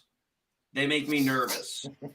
Bridges. I know it's necessary. You know what? I'm with you there. Over them, but they make me nervous. I'm with you there. Ever since the Minneapolis bridge collapse, especially, I've been, because there was nothing visibly wrong with that bridge. It just decided to collapse. And, well, it was lack of maintenance, and there was constant well, of course it was, but in terms of looking at the bridge, I mean, people were the people who died on that bridge used that bridge to commute to and from work every single day for years. And, you don't even think anything of it. And all of a sudden they're in the drink with concrete on top of them. It's just, yeah. Yeah, I'm sorry. When it comes to that kind of stuff, it's like the outliers far outweigh the common usage. That's why I'm not worried about walking across a bridge because I know the odds of it collapsing are possible, but very unlikely. In my hometown, there's a metal bridge that was made back in the 40s. It's like a trestle bridge. It was originally a train bridge, 2-lane, and you drove over a steel mesh, so you could look, see right through to the water below. Mm-hmm. And obviously, if you're in your car, you can't see that, but it would make vibrations obviously when you drove over it. But anybody who was like walking on that bridge on the walkways on either side could see that, and it's just. Oof. I hope that was a freshwater and not saltwater. Well, it's over the Mississippi. Well, actually, not the Mississippi, the Black River, which is a tributary to the Mississippi. Technically, it's part of the Mississippi River, but I mean, it's so freshwater. It's brackish. Freshwater, yeah, it's not brackish at all. Yeah. Yeah, I'll tell you what. As someone who swam in the Mississippi, I wouldn't recommend it. No, it's pretty. Depends on which part of the Mississippi you're talking about. I've been in the Mississippi. I'm talking about the part near St. Louis. Yeah. Oh, the farther down you go, the worse it gets. I would say anywhere near one of the populated cities, it's pretty bad because people just throw a bunch of junk in the river.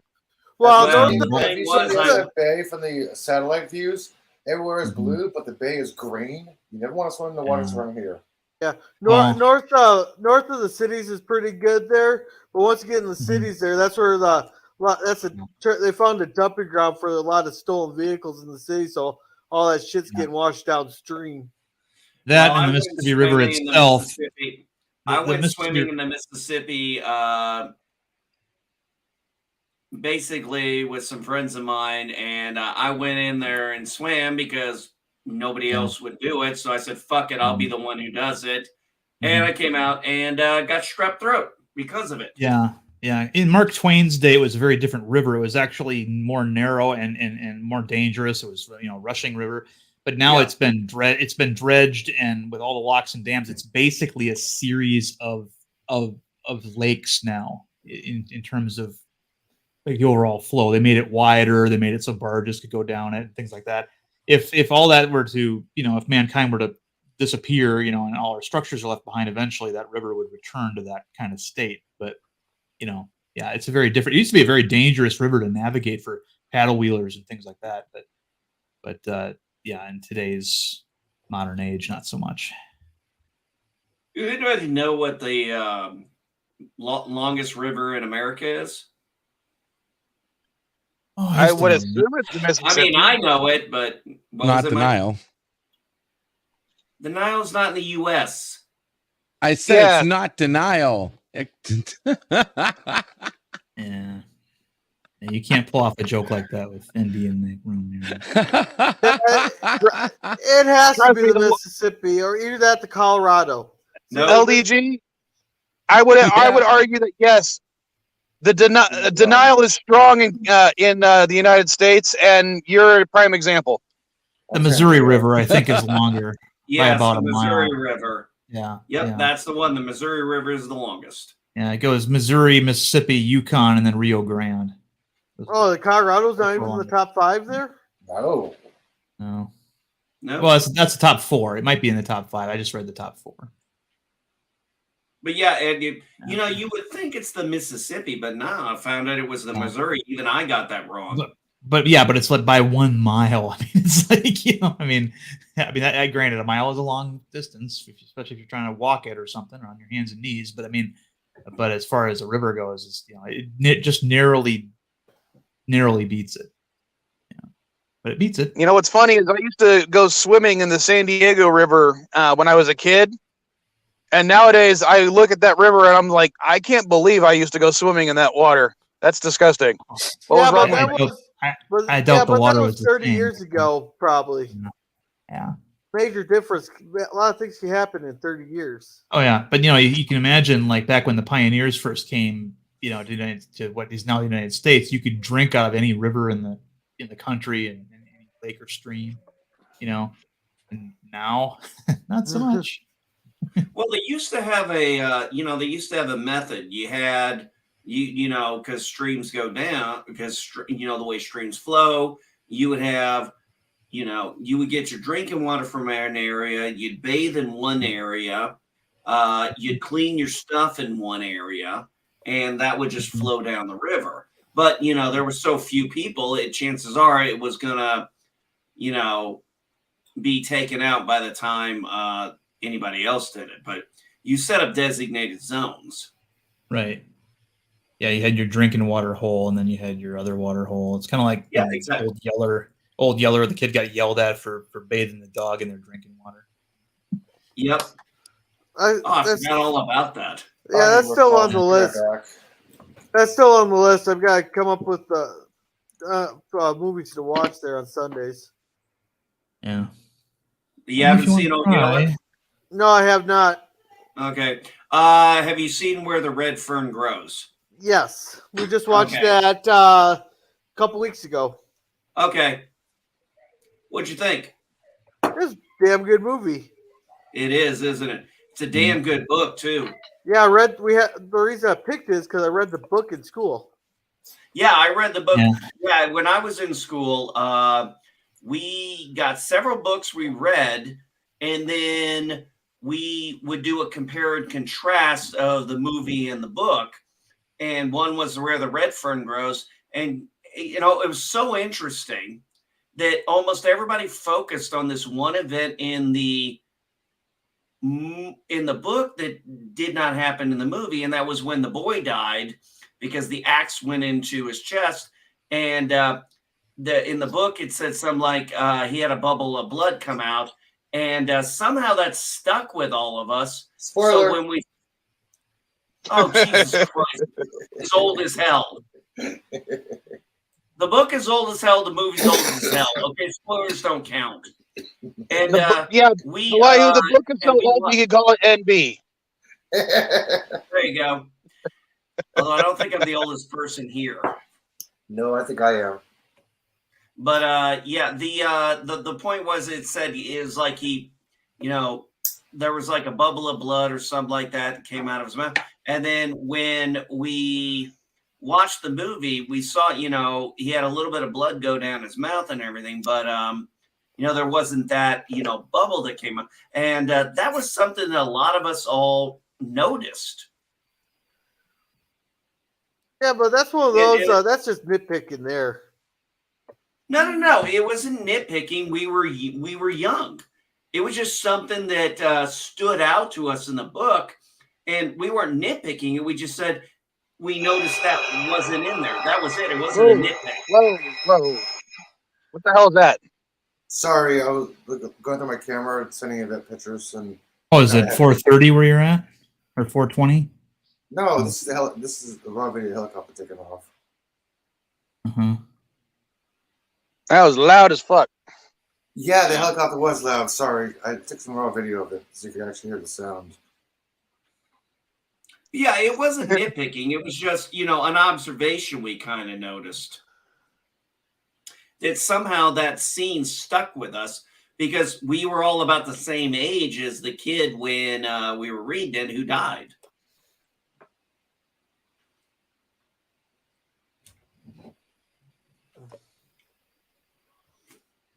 But I thought it was a damn good movie, man. Think you'll like Old Yeller. Told a joke to my well, it's one of those. I've tried to do themes for movies, so I got. God damn it! Sorry, dude. Sorry. Yeah.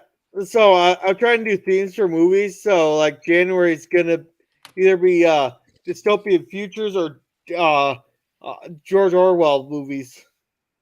Yeah. Or based on George Orwell books. My brother asked me if I could babysit my nieces, and I said, sure, we'll watch Old Yeller followed by Bridge to Terabithia, and then the first 10 minutes of Up.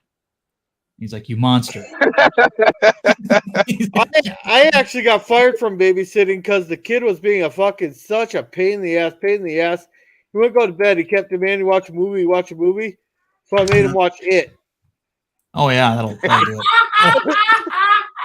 it. That'll get you fired. That's good. I didn't care. That kid was a fucking piece. Ugh.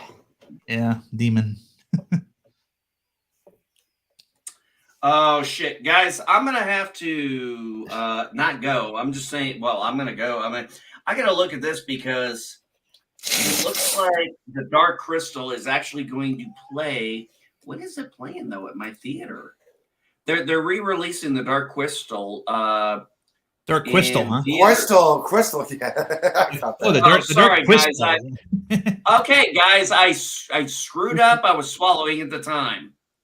Oh, he swallowed.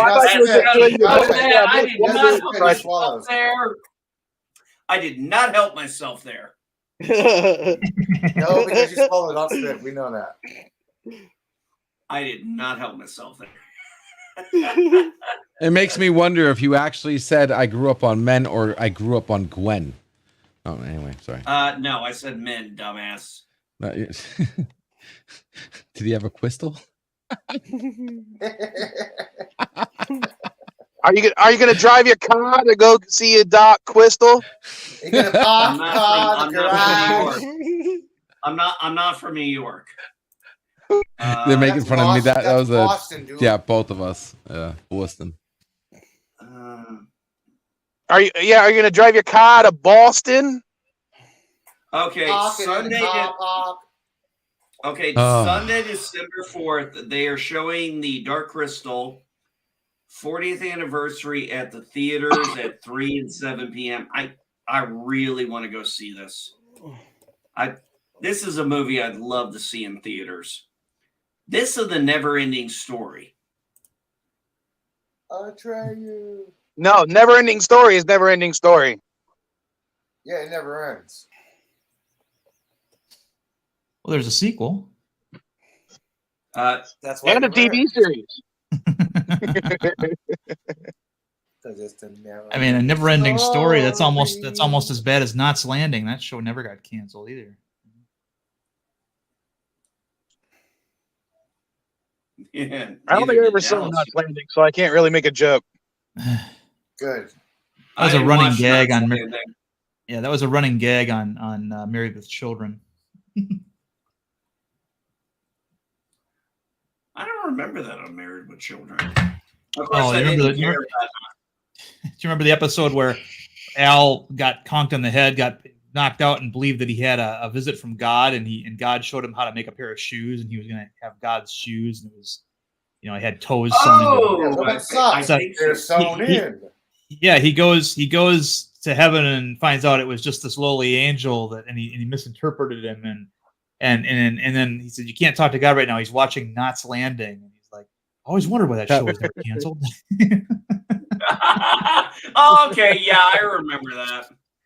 Yeah, I like the episode. Dad, I thought you were dead. I thought you were alive. How are the kids? Good. How's the wife? Good. How are my playboys? You know, don't you, son? You know, don't you, Dad? Yeah, son, I'm just asking because I care about the kids. How could you let her get rid of the Playboys? The Playboy collection, yeah. And then Bud goes downstairs, terrible. comes back up all DJ, and Peggy's like, "Nobody cares about your Playboys but you." And then Bud comes back up and is all like depressed. I actually found all the seasons at Best Buy for like $19.99, and I grabbed it and still have it, and I watch an episode every now and again. I don't even the best part is you don't even need to watch them in any order to give a shit. No, DVD or Blu-ray. Unless you're watching the DVD, man. Unless you're watching the London episodes, you got to watch them in order. Yeah, that show would get canceled today. That show wouldn't even get. I don't think so. Wouldn't even make it through that show wouldn't even make it through the writing room. No. I mean, that was extreme. Wait, Yvette? Didn't they kill God in that show? What's that? Yes, but God, Chuck said Supernatural is his favorite show.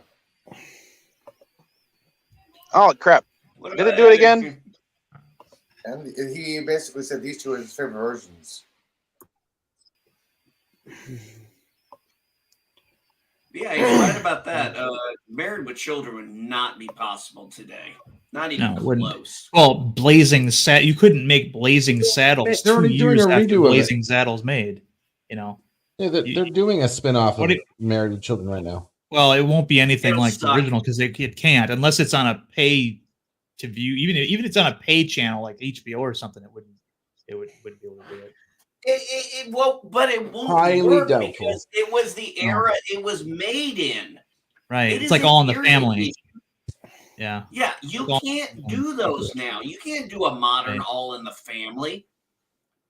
It's like that cartoon that Bird of Prey 5 played, the Car of the Future. You couldn't produce a cartoon like that today. That's just too many people would get upset, especially the Native American convertible, with the TP instead of the It's Well, I've seen one there. One of my old coworkers there. He sent me an old Looney Tunes there. It had Bugs Bunny shooting out of a fort there, going 1 little, 2 little, 3 little engines. 4 little, exactly. 5 little, 6 little engines. Oops, that one was a half breed. 7 little, 8 little, 9 little engines. 10 little engine boys. Yeah. No, you would never be able to get away with that now. You can't remake Because Christmas Cat these unfortunately, days, man. unfortunately, they don't know how to they don't know how to take a joke. And it's like, well, that was an offensive joke. That's the point of a joke.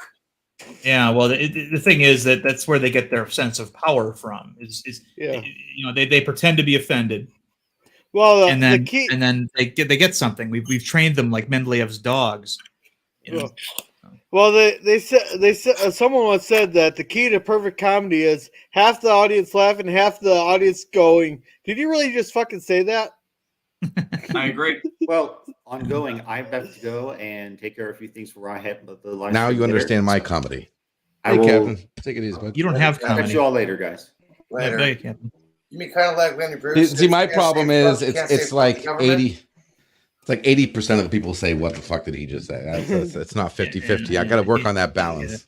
Yeah, that's not Yeah, comedy at all. that's the thing. That's the problem with a lot of modern comedy. See, people are like, "Oh, I'm offended." I'm like, "Fuck you, man." I grew up on like Richard Pryor, Eddie Murphy, Sam Kinison, Rodney Dangerfield, Dennis Leary, George Carlin. Those kind of people. They make fun of everything, and you know what the best part is? They just made fun of themselves. Yeah, That's Richard Pryor. Well, my favorite Sam Kinison joke was Jesus didn't have a wife. I don't know if you've heard that one. Yeah, I've heard that one. My favorite was when he talked about sand. Here's an LDG joke. Okay, this is what LDG's humor is like. Okay, here's Don't the try joke. to You ready? be me. You're not You ready? qualified. You ready? Here it is. Here it is. We don't serve their kind here. A photon walks into a bar.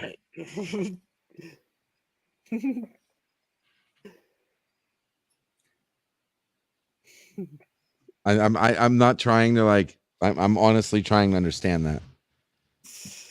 I should get it right. If it's my joke, I should get this right. Right. You should. What's the photon have to do with it? Okay, if you have to explain a joke, it's Yeah. not a joke. I'm sorry. I'm really trying here. You shouldn't. If you have to explain it, no. So you guys got that joke. This is where. Wait, did you guys get that joke? I will not explain a joke. If you don't get it, that's it. Okay, don't explain it. Did you get it? I get it. I rejected it. Wasn't funny. Darren's joke. Oh, okay. So it was just not funny. All right. No, well, it wasn't funny. You're right, because it was an LDG joke. First of all, no, high concept LDG. joke. The definition of LDG joke is when LDG makes a joke that only LDG gets. That's not a joke.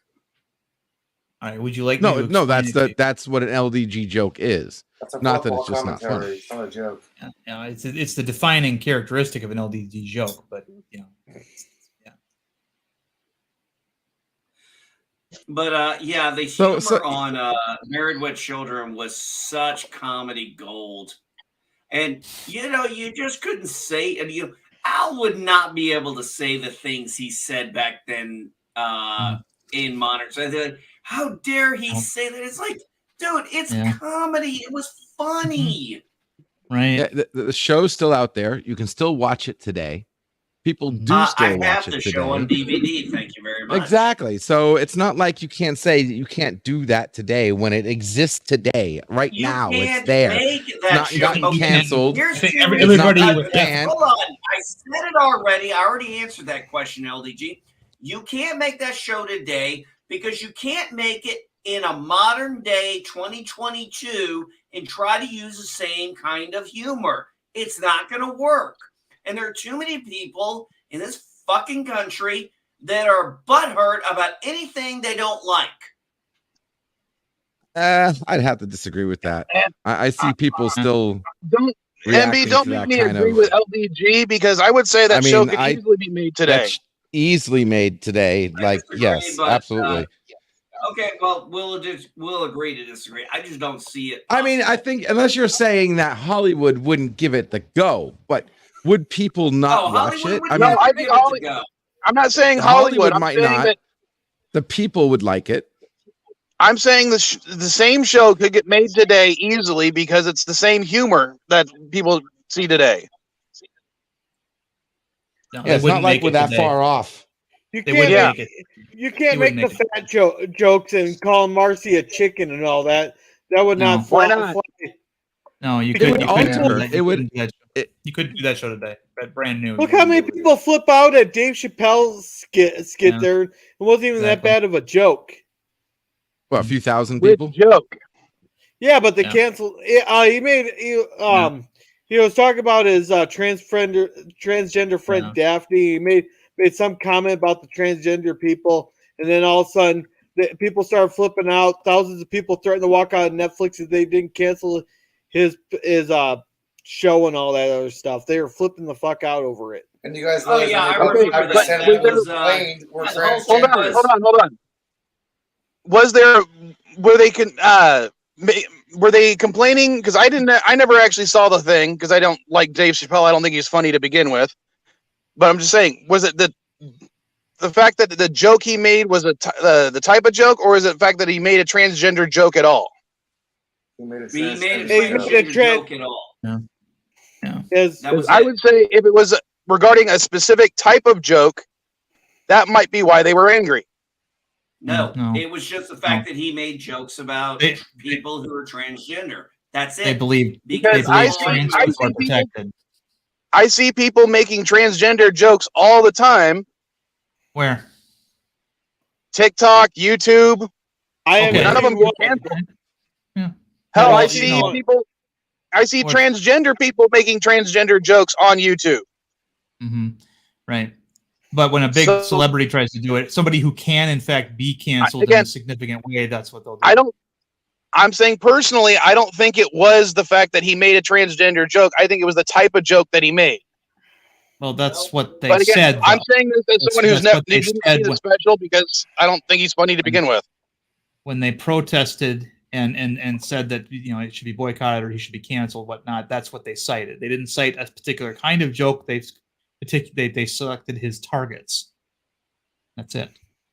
Well, again, so when was it because he was making fun? Vile, when we say that a show like Married with Children could not be made today, we know what we're talking about because we see evidence of that all the time. But I've watched Married with Children. I've seen every episode. I don't see how that show couldn't get made today. That is immaterial if you've already seen it. I'm talking about getting made today in this climate. Where again, there's the left has had a war on humor for the last 10 years in particular. It's heated up. Don't make this a right thing because you can easily argue that plenty of shows wouldn't be made today because of the right. That's where it's all coming from. Trying to cancel Married with Children. That's where it's all coming from, is that direction. Because remember, who was mostly against Married with Children when it first came out? Was it the left or was it the right? Told you that. We're talking about right now. We're talking about within the past 10 years. We're not talking about the 80s. And what we're saying is, like I said, Mike, what we're saying is it had nothing to do with a specific joke. It had to do that he made any jokes, period, about transgenders. The problem is that While there was controversy, he never got canceled off Netflix. Nope. There were No people shitty. complaining, but he didn't. And people complained after he did the SNL 11-minute monologue, but there was no transgender joke there because it was like, oh, David Spelter a monologue. Let's complain against him. But he said no transgender joke on that monologue. And people was like, okay, is this before or after they made the All joke? right, so they got here's it piss off. Okay, so the reboot of Married with Children is actually going to be a cartoon. It doesn't matter. And the animated, man.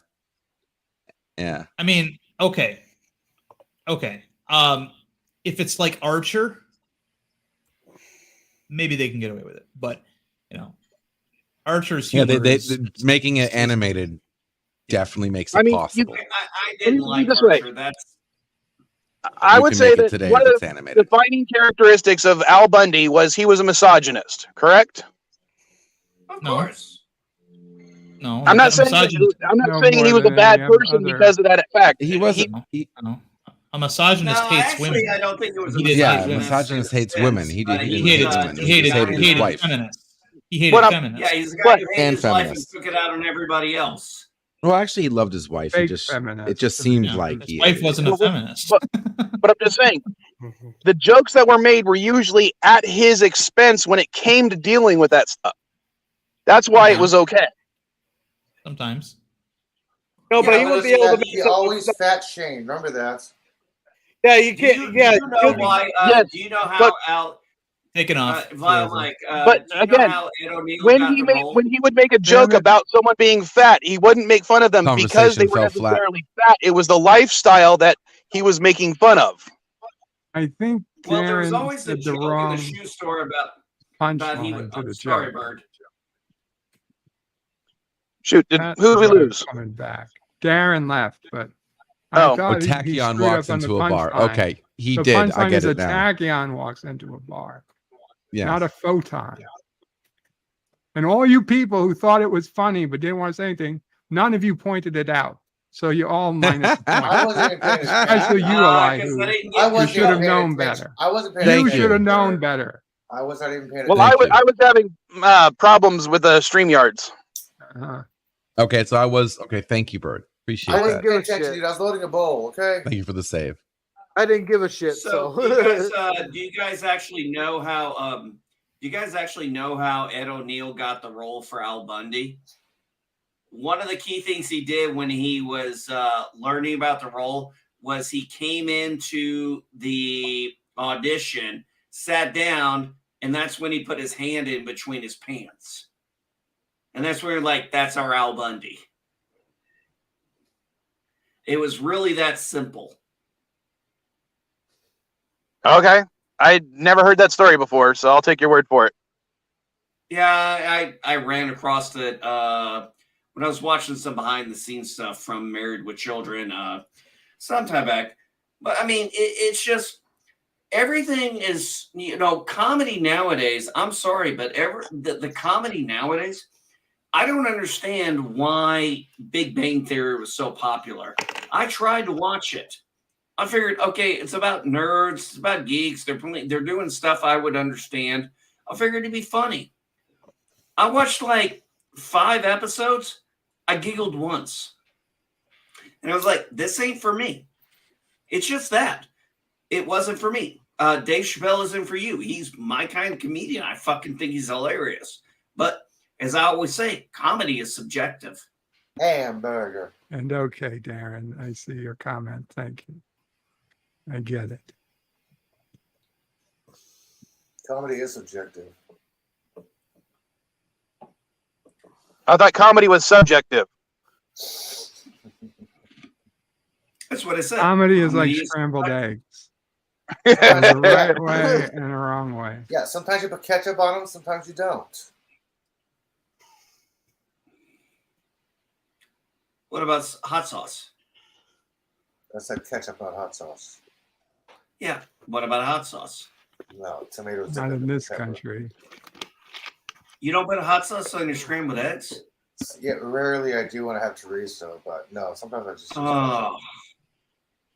I'm ashamed. I got hot sauce first. No hot sauce on your scrambled eggs. Oh, That's gonna tell me you don't put hot sauce on your you don't put Don't hot have sauce hot and sauce salsa in the on house. on an omelet. I can't eat salsa. Oh, you can't? Okay, that's No, a fair thing. You get a pass. Salsa and hot sauce are two different things. Yeah, I'm sorry. I I agree with you, Vet, right there. Comedy is like a scrambled omelet. Oh, there you go. Salsa and scrambled eggs. Salsa and why hot not? sauce are two different things. Ask Mrs. Cortez. She'll tell you. Yes, they are. Both are good on an omelet, or I've never put salsa. I put salsa and hot sauce on an omelet, but I've never put salsa on a scrambled egg. I've put hot sauce on a scrambled egg. Yeah, but you gotta like hot sauce first.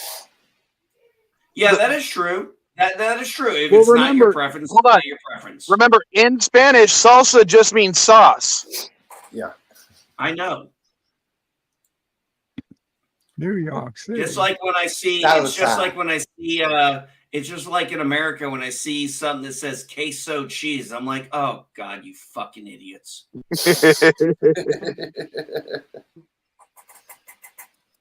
Yeah, when I took my kids to the beach, before we went to the beach, we went to Taco Bell, and my son goes, "I want a cheese quesadilla." Well, that's a legit Quesadilla? Well, request. he's young. He gets a pass. A quesadilla No, I mean, and like a hard taco. every time I order a quesadilla, the choice is cheese, chicken, steak, or pork. Okay, if it's not cheese, how can it be a quesadilla? If there's no cheese on it, how can it be a quesadilla? It's a tortilla with That's melted the way cheese. they order. Oh, you can't have a cheeseless quesadilla? You can have a tortilla-less No. quesadilla.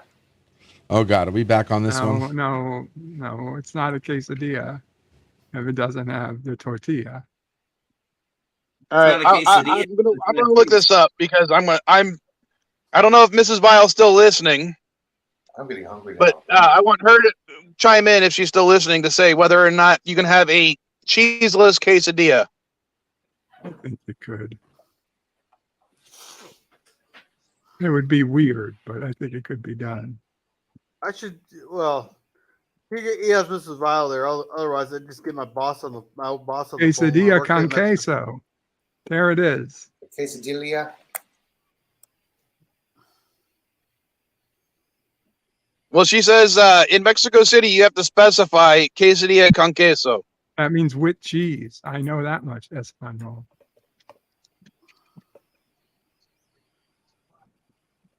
So what else would the quesadilla be with, if not cheese? Okay. According to BBC Travel, a quesadilla without cheese is called an empanada. But I have no idea if that's true or not. But we have Mrs. Vile in the house. She can confirm if that's true or not.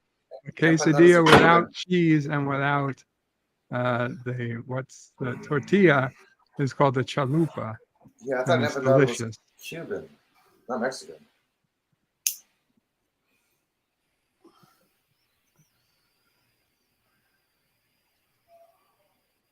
If this happens in Mexico City, everywhere else, quesadillas implies cheese. Yeah, I mean, yeah, exactly. That's like asking for an eggless omelet. How do you do that? Yeah, I'd like a Have egg quesadilla, no substitute. cheese. So you want a dilla? You know what? Next year I'm going to start working on my I'm going to start learning my Spanish again because when I was actually learning it, I actually found I like that. I like speaking Spanish a whole lot better than I like speaking English. Remember the key word in Spanish when you're pissed off at somebody? Chingada madre. Chingada madre. That's when you piss off at somebody. That's the way to start a fight. Basically, it means fuck your mother. All I remember is how to say milk in Leche. Spanish. Leche. El jugo de vaca.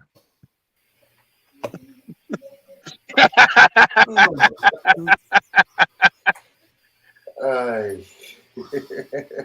I'm gonna say that next time to Mrs. Vile when I mean milk.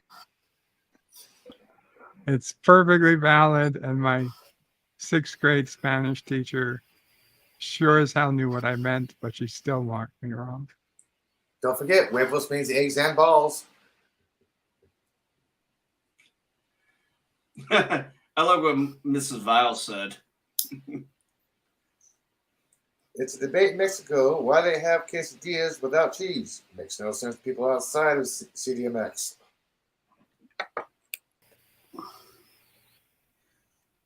You know, I'm going to say this. There is one thing that kind of did annoy me when people get mad when they use a Hispanic term and they kind of put the Hispanic access, inference on it.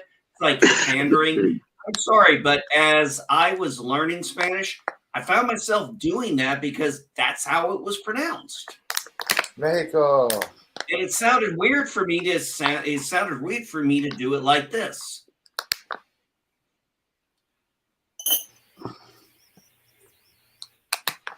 Yeah, it's kind of like when I was in Hawaii. You tell all the locals pronounce it with a V, and all the tourists say with a W. Like, okay, I know who the locals are.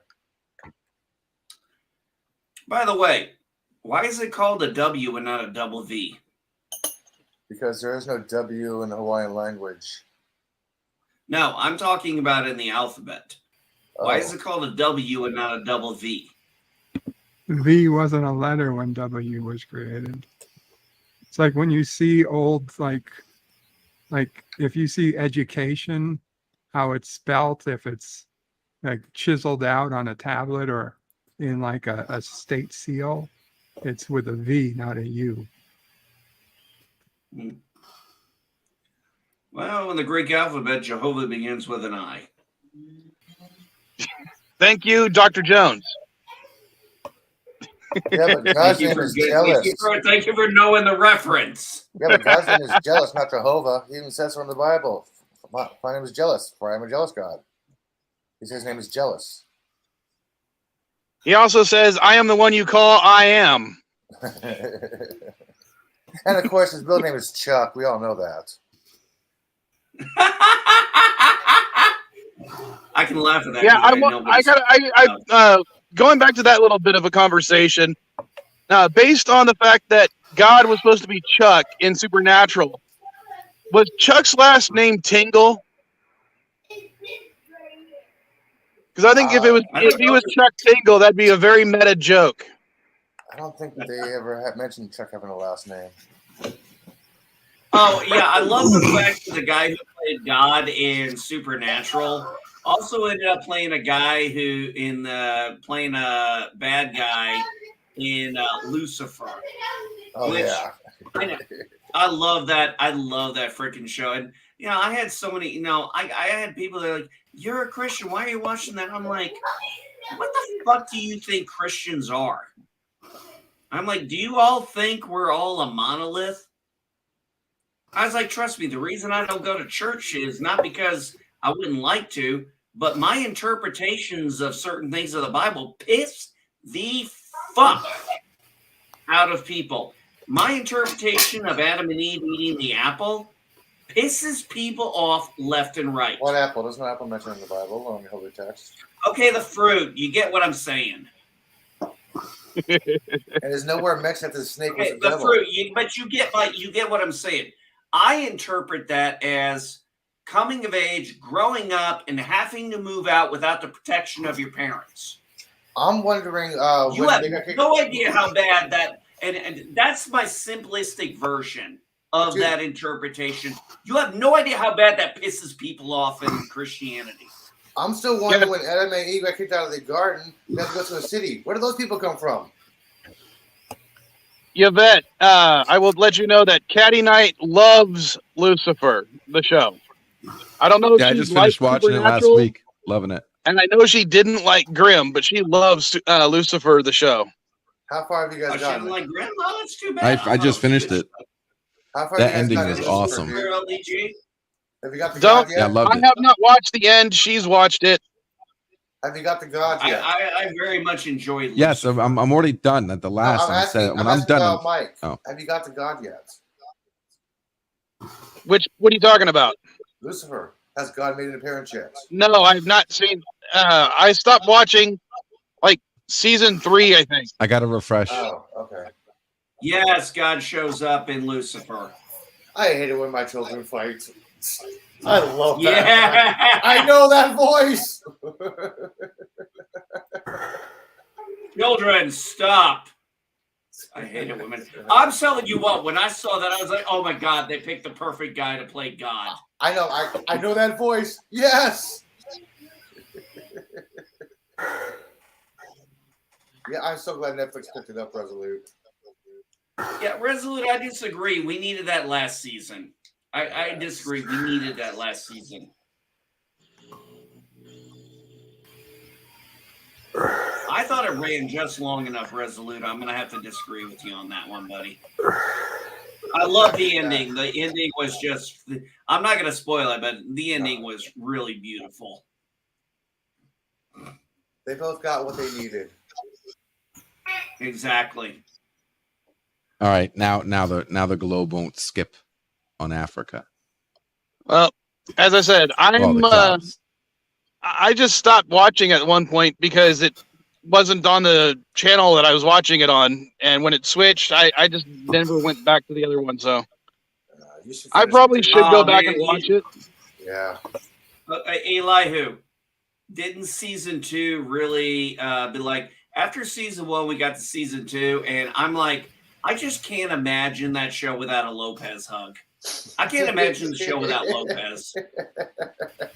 I mean, it's so funny that was the spur of the moment thing she did, and it became part of the show. So, Mike, you've seen season 2, you said. So when Lopez hugs Lucifer, that was actually not in the script. So when he's generally shocked, was generally him being shocked. Like, it was like he wasn't expecting. Yeah, he's like, what are you doing? And that became such a thing for her character that it became known as a Lopez hug. And it was like, it's so hard to see that show without that. You know, the first season I haven't seen it in a very long time. If I ever watch it, I got to start from season 1 over. But I will tell you the spoiler. Fine, I will tell you the spoiler. I loved the Constantine cameo, the Constantine part, the crossover with the Crisis. What? Oh, that was on the CW, wasn't it? I know, but it confirmed that Lucifer is part of the CW verse. He's part of the universe. Yeah, I remember that one. I thought that was funny. I did enjoy that aspect, and that was one of the parts that even Caddy enjoyed. Watching that the Crisis on Infinite Earths. What do you desire? I'm looking for I want to find my phone. Oh, daddy issues. Hello, Constantine. Goodbye, Constantine. It's Constantine. I don't care. Perfect, Lucy. Yeah, definitely perfect, Lucy.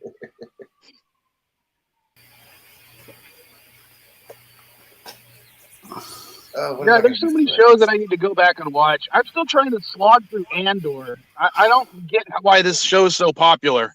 I could not get past episode 1. I very much enjoyed it, but I don't think I could articulate in a way that would be understandable. And I don't mean that in a bad way. I'm just saying I don't think I can articulate why I like it. I understand it very well, but I don't know how to explain I understand it. So I'm not even gonna try. Have you guys seen Wednesday? No, I haven't seen that one either. I just finished it last night. And you were wrong about the damn Raven thing. Dude, it's only on episode 8, okay? It's not over yet. I watched that. I did watch that. That wasn't the last episode? No.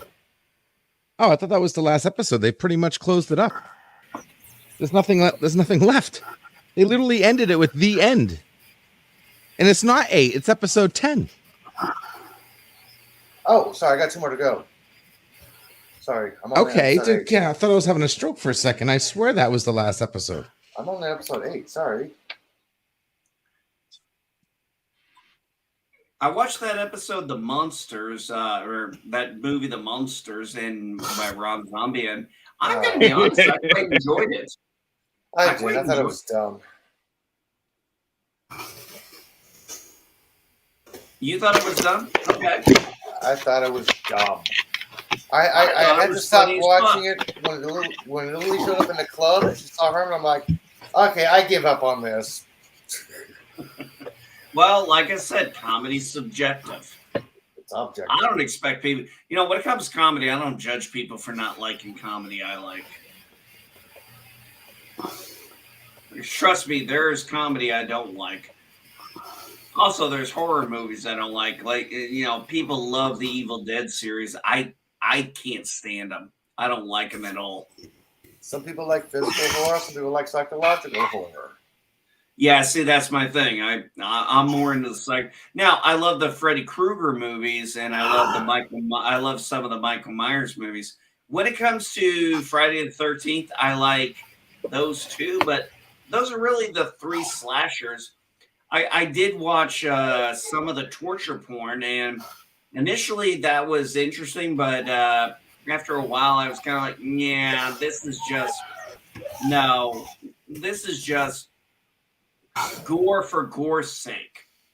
And I'm like, it serves no purpose. Are you talking about like the Saw movies? The Saws and Hostel, yes. The Saw movies was a combination of psychological and physical. Well, the first movie was fantastic. Absolutely fantastic. The rest of them after that were pretty much torture porn. Yeah. What's funny is you could easily cut around a lot of the gore, and it would still be a good movie when it came to the psychological aspects or the plot twist aspect, the story. I would say Saw by itself had an interesting story. Yes. Saw had a good story. And it didn't have that much gore. The first one didn't.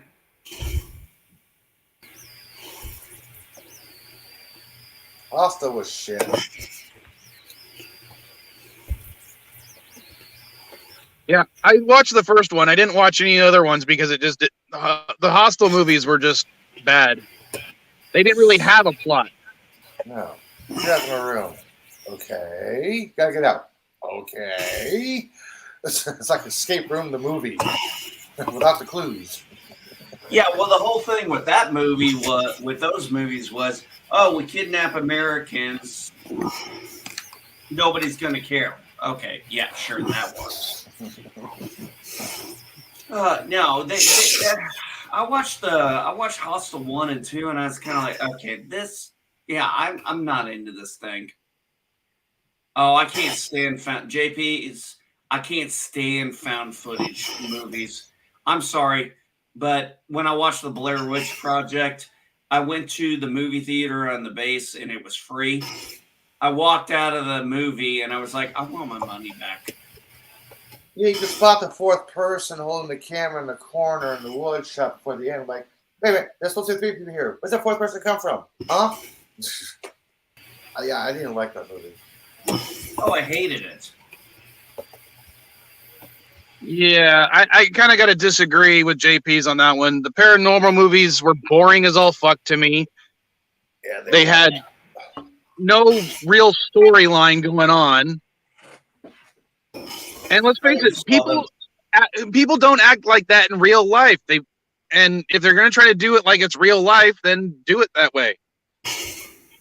I'm sorry if someone puts, if I think there's a ghost and I put powder everywhere and I see fucking footprints in it, I know shit. Something's going on. I'm going to leave. It's kind of like Cloverfield. Show the monster. Don't show the feet and quickly cut to the crowd. Like, what the hell is this? If I was shooting the camera, I would focus on the monster, not the army. Like, come on.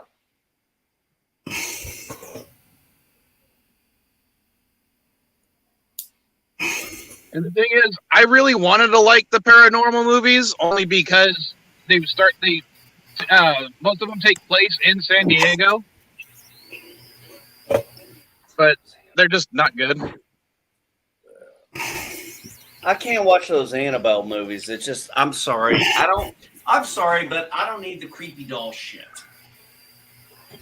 The only reason I can't watch the Annabelle or the Conjuring movies is because I know that in real life, the two people, what's her name, and her husband, were fucking fraudsters. Oh, you're talking about the Warrens, quote unquote. Yes. Most famous case. Yeah. Okay. And it's like, I can't wrap my head around the fact that, in like the Annabelle doll, in the movies she's a creepy porcelain doll. In real fucking life, she's a fucking Raggedy Ann doll. I'm sorry, Raggedy Ann and Andy don't give me goosebumps. No.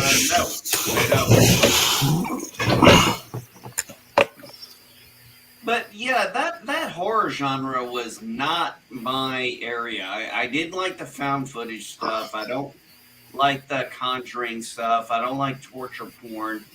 Slasher movies are good if they're done right. But I love psychological.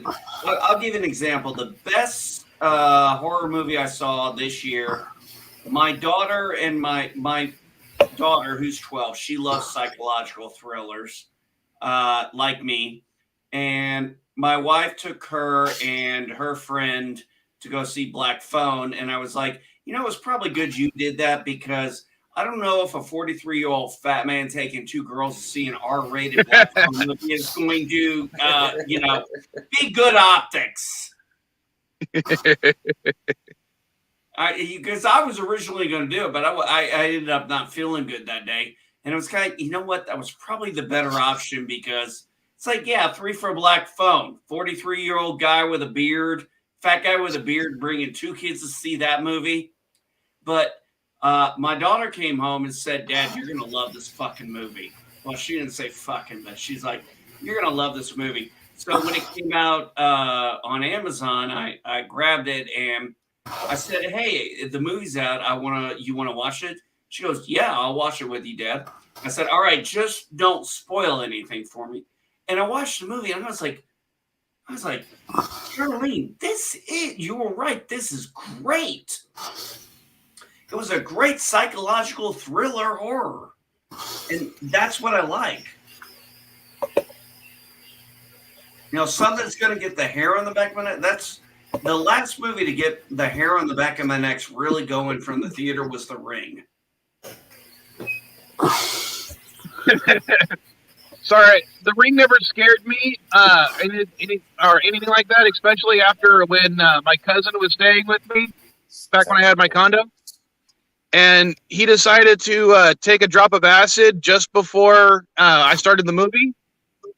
And then he came out while tripping balls right as the point where she's coming out of the TV screen. And he freaked the fuck out. So I couldn't stop laughing. Well, that was his first mistake. He should have just smoked weed. Why do people do acid? Well, he smoked weed too. But the number one thing of somebody who's never done acid says exactly what you just said, my friend. Well, you know what? I'm not going to try it to find out. Yeah, let's just say it's a lot better than smoking. I'm never doing it again. It was horrible. Never tried acid. Yeah, there was the occasional bad trip. You got to be responsible. Dude, let's just say I had some interesting friends growing up. Yeah, I'm pretty sure I had acid once. Unfortunately, it was laced in marijuana that my buddy bought, and I don't think we knew, and we didn't know. Because that's what happened to me. That's why I would never do it again. Yeah. Yeah, see, I was just going over to my friend's house to get high on weed, and all of a sudden, I'm like getting this high I've never experienced before, and it freaks me the fuck out. And I'm like, I'm like, TJ, what the fuck was in that? He goes, it's just weed, man. I'm like, no. I'm like, dude, this ain't just weed. I was like, there's something else in your shit. He's like, are you certain? I'm like, dude, do I act like this when I'm high on weed? He goes, oh shit. And he started looking at me, and I'm like, all I wanted to do was come down. I wanted to get off that high so bad. And that sounds like it was laced with something else. I don't think that was LSD, man. Matter of fact, I don't even think I've heard of you smoking LSD. Yeah, I didn't even tell you the effects of it. What were the effects then? It made me feel. Okay. Were you getting any visuals? I didn't want to do it, just like I do guys who did cocaine, crack, and all kinds of other shit. You did guys who did cocaine? I'm like, I'm going to stick with weed. You did guys? Wow. Excuse me. Shut up, man. No, I said I knew guys who did cocaine, crack, heroin, acid, LSD, and a whole bunch of other shit, and I saw what it was doing to them, and I lost a lot of those friends because I said, I can't hang around with you guys when you're doing this stuff. I was like, if it's weed, we're good, but any of this shit, no, I can't be around it.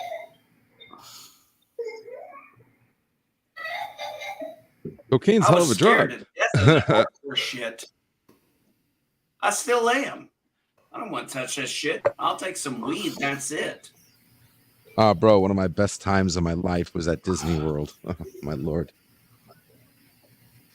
You gotta be responsible with it. If you're not responsible, I lost a friend who was irresponsible with drugs. Drugs are It bad. happens. Okay. But it shouldn't be a crutch. Once it becomes a vice, then it's game over. Well, you know why a person doesn't OD on weed? This is a joke I heard. Here's why nobody ODs on weed. You can roll up 100 joints for someone. By the time they're done with the 4th joint, they've already started a movie, called for a pizza, curled up with a cat on the couch, and are asleep. And you're laughing because you know I'm right. Yeah.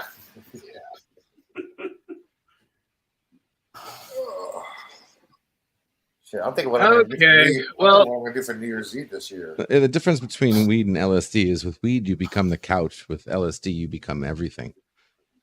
Oh, shut up. What? No, I'm serious. All right. Yeah, you maybe. Hey, Mike, I'm going to head out, buddy. Well, I was going to say, I'm going to go ahead and close up the stream only because I'm out of coffee and I'm out of cigars. Oh, shit. So I got to go buy some caffeine and nicotine for myself. So right, I will be. Thanks for having me, man. Take care, buddy. Yeah, I'll see ya. See ya. I'm going to try to do a live stream next week, but we'll see what my work schedule is. If not, I'll cover for you again. All right. Later, folks. There you go. Later.